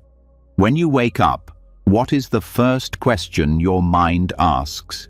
Is it, "How do I feel?" or "What do I need to do today?" When you rest, do you enjoy it or negotiate with it? When you do nothing, can you stay present, or do you reach for something that feels more worthwhile? These are not just habits. They are signs of internalized systems, systems that reduce your existence to production, that ask you to be constantly visible, constantly improving, constantly useful, systems that reward burnout and punish softness. But you are not a machine. You are not a brand. You are not content. You are a being with cycles, with depth, with value that cannot be packaged. Reclaiming this truth requires unlearning. It requires undoing the belief that your rest must be justified, that your worth depends on consistency. that your slowness is a flaw. It asks you to return to a rhythm that honors your nervous system, not the calendar. This unlearning happens slowly. It happens when you start setting boundaries that prioritize your well-being instead of your reputation. It happens when you stop apologizing for having needs that cannot be met by performance. It happens when you treat your time as sacred, not because it is productive, but because it is yours. You begin to shift from measuring to witnessing, from proving to being. You stop evaluating every action by its result. You stop asking yourself to meet invisible quotas. You stop thinking of your healing as a project, and in that space you rediscover what it means to be human. To be human is to be enough without earning it. To be valuable even when invisible. To be lovable even when unproductive. These are not beliefs. They are truths that have been buried under layers of social conditioning. And when you stop feeding the internal system that says you must keep up, you begin to feel what's always been underneath: aliveness without condition. This is not easy, because the inner capitalist will try to return. It will speak in moments of quiet. It will question your softness. It will urge you to monetize your joy, to optimize your relationships, to turn even your spiritual practice into performance. But you can meet it with awareness, with presence, with the quiet voice that says, "I am not a task," that says, "I do not have to earn my right to exist," that says, "My worth is not up for negotiation." This voice is not loud. It does not fight. It simply stays. It rests. It breathes. And the more you listen, the more the old system loses power. You begin to feel what's real: your breath, your senses, your connection to others. Not because you've accomplished something, but because you're alive, because you're here, because you're awake. This presence cannot be branded. It cannot be measured. It does not need to be productive to be meaningful. And the more you live from this truth, the more compassion grows. For yourself, for others. Because when you stop evaluating your own worth, you stop evaluating others in the same way. You stop asking them to perform. You stop rewarding only the visible. You begin to honor the quiet, the unseen, the simple presence of being. In this shift, there is freedom. A freedom not built on escape, but on truth. A freedom that allows you to rest without guilt, to exist without comparison, to create without pressure, to love without expectation. This is how the inner capitalist is dismantled, not through rejection, but through clarity, through the steady practice of remembering you were never meant to be a product. You were meant to be a person, a presence, a process, living not to prove your value, but to feel it, fully, unconditionally, now. And as the grip of the inner capitalist loosens, as you stop measuring your worth through tasks, roles, and output, there is a quiet space that opens. It is unfamiliar, but honest. No charts to track, no goals to meet, no scale to place yourself upon. And yet, something still resists. The question comes again. If I'm not improving, fixing, proving, achieving, then what am I? The answer, though rarely spoken aloud, is simple and radical. You are enough. Not later, not when it looks better, not once it's finished, but now, here, as you are. Enoughness is not a mood. It is not a temporary high from being praised or achieving a goal. It is a grounded state of self-recognition that says, I am whole even in process. I am not missing anything that would make me valid. I am already permitted to belong.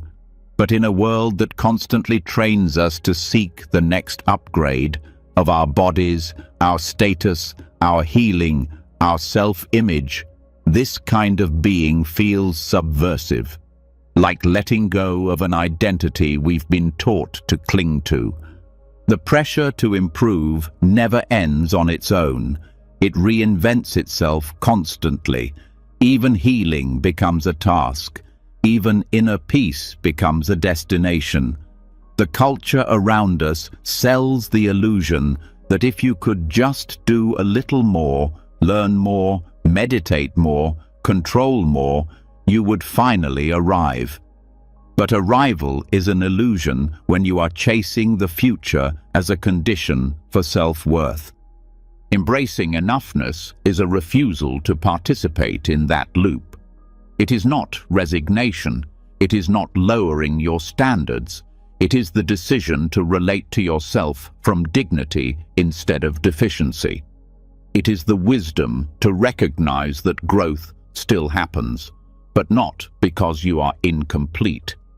Growth happens because you are alive, not because you are broken. Buddhist teachings remind us that clinging is one of the root causes of suffering. The craving to be better, to become someone else, to finally be acceptable through transformation. This clinging to a future self keeps us from experiencing freedom right here. But letting go of that need does not mean you stop evolving. It means you stop punishing yourself in the process. Enoughness is the antidote to the endless effort of becoming. It interrupts the script that says you're always behind, always less, always late. It replaces comparison with contentment. It teaches the nervous system to feel safe in stillness, not just achievement. And that safety allows you to feel joy without a reason, peace without a plan, rest without guilt. Practicing enoughness starts with presence. Enoughness cannot be felt in the future. It is only accessible now. Begin by anchoring in the breath, not to fix it, but to meet it. Feel its rhythm without trying to change it. Then notice what stories arise. I should be doing more. This isn't productive. This doesn't count. These stories are not problems. They are conditioned habits. Gently acknowledge them and return to the breath, to the body, to the part of you that already is. Another practice is witnessing your daily tasks without grading them. Not everything you do has to contribute to a goal. Some things can be ordinary and still be valuable. Washing the dishes, watering a plant, sitting in silence. These actions don't need to be optimized. They are already complete in their being, just like you. Enoughness also lives in the way you speak to yourself. Language is powerful. Instead of saying, I'll feel better once this is done, say, this moment is already enough. Instead of saying, I need to fix this part of me, say, this part of me is worthy of love too. These small shifts train your inner voice to stop chasing and start witnessing. You may also find it helpful to create intentional pauses throughout the day, not long breaks, just brief moments to ask, am I trying to earn my right to rest right now? If the answer is yes, meet it with kindness. Then allow rest anyway. These pauses are not lazy. They are the foundations of liberation. Each time you rest without justification, you reclaim a piece of your own humanity. This does not mean you stop caring about change. It means you stop building your identity around what still needs work. You are not the unhealed part of your story. You are the awareness that holds it. You are not the unfinished task list. You are the being who breathes before the list begins. Enoughness does not silence effort. It purifies it. Your actions become less reactive and more responsive. You give because you want to, not because it earns approval. You show up because it matters, not because you fear being forgotten. You care for your body because it feels good, not because you believe you're not good enough until you do. The revolutionary part of enoughness is that it challenges everything you've been taught to value. It asks you to prioritize presence over productivity. It invites you to treat yourself as already sacred. This challenges the systems around you, systems that benefit when you believe you are not enough, systems that sell worth through appearance, status, speed. Living in enoughness does not make you passive, it makes you powerful. Because once you no longer need to prove your value, you are free to act from truth.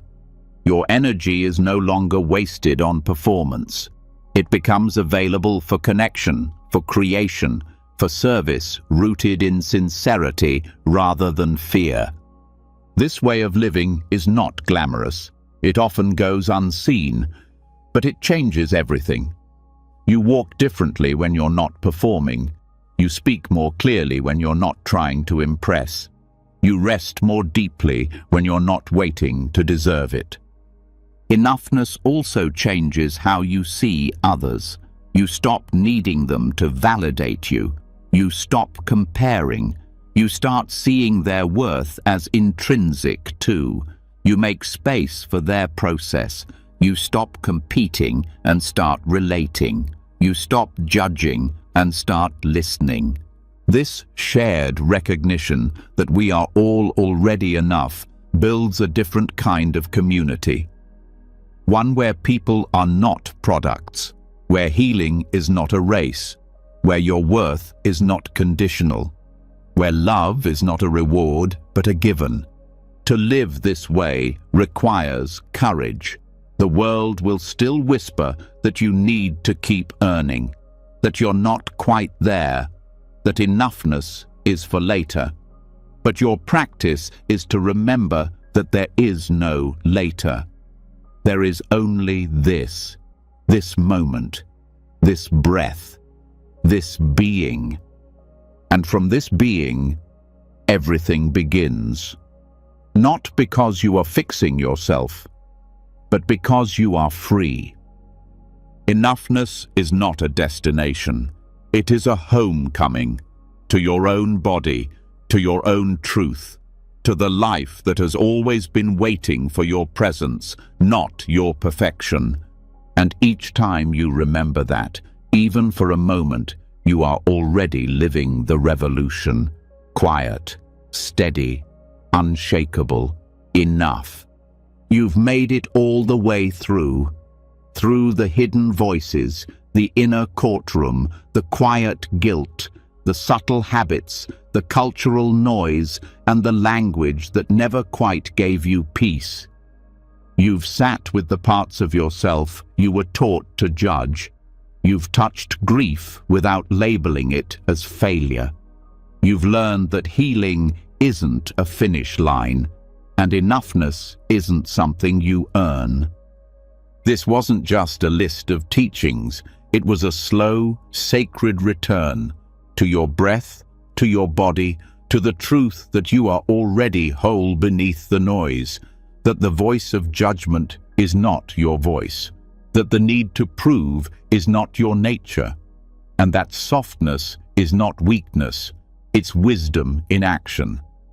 If something opened for you in this journey, speak it. Share what part landed with you in the comments. Your words might be the mirror someone else needs tonight. And if you're walking this path and want to keep walking it with us, don't forget to subscribe. One click and you'll stay connected to more teachings, more truth, and more reminders that you are not alone. Until next time, may your rest be deep, your breath steady, and your self-talk soft like compassion. You are already enough, even now, especially now. Good night.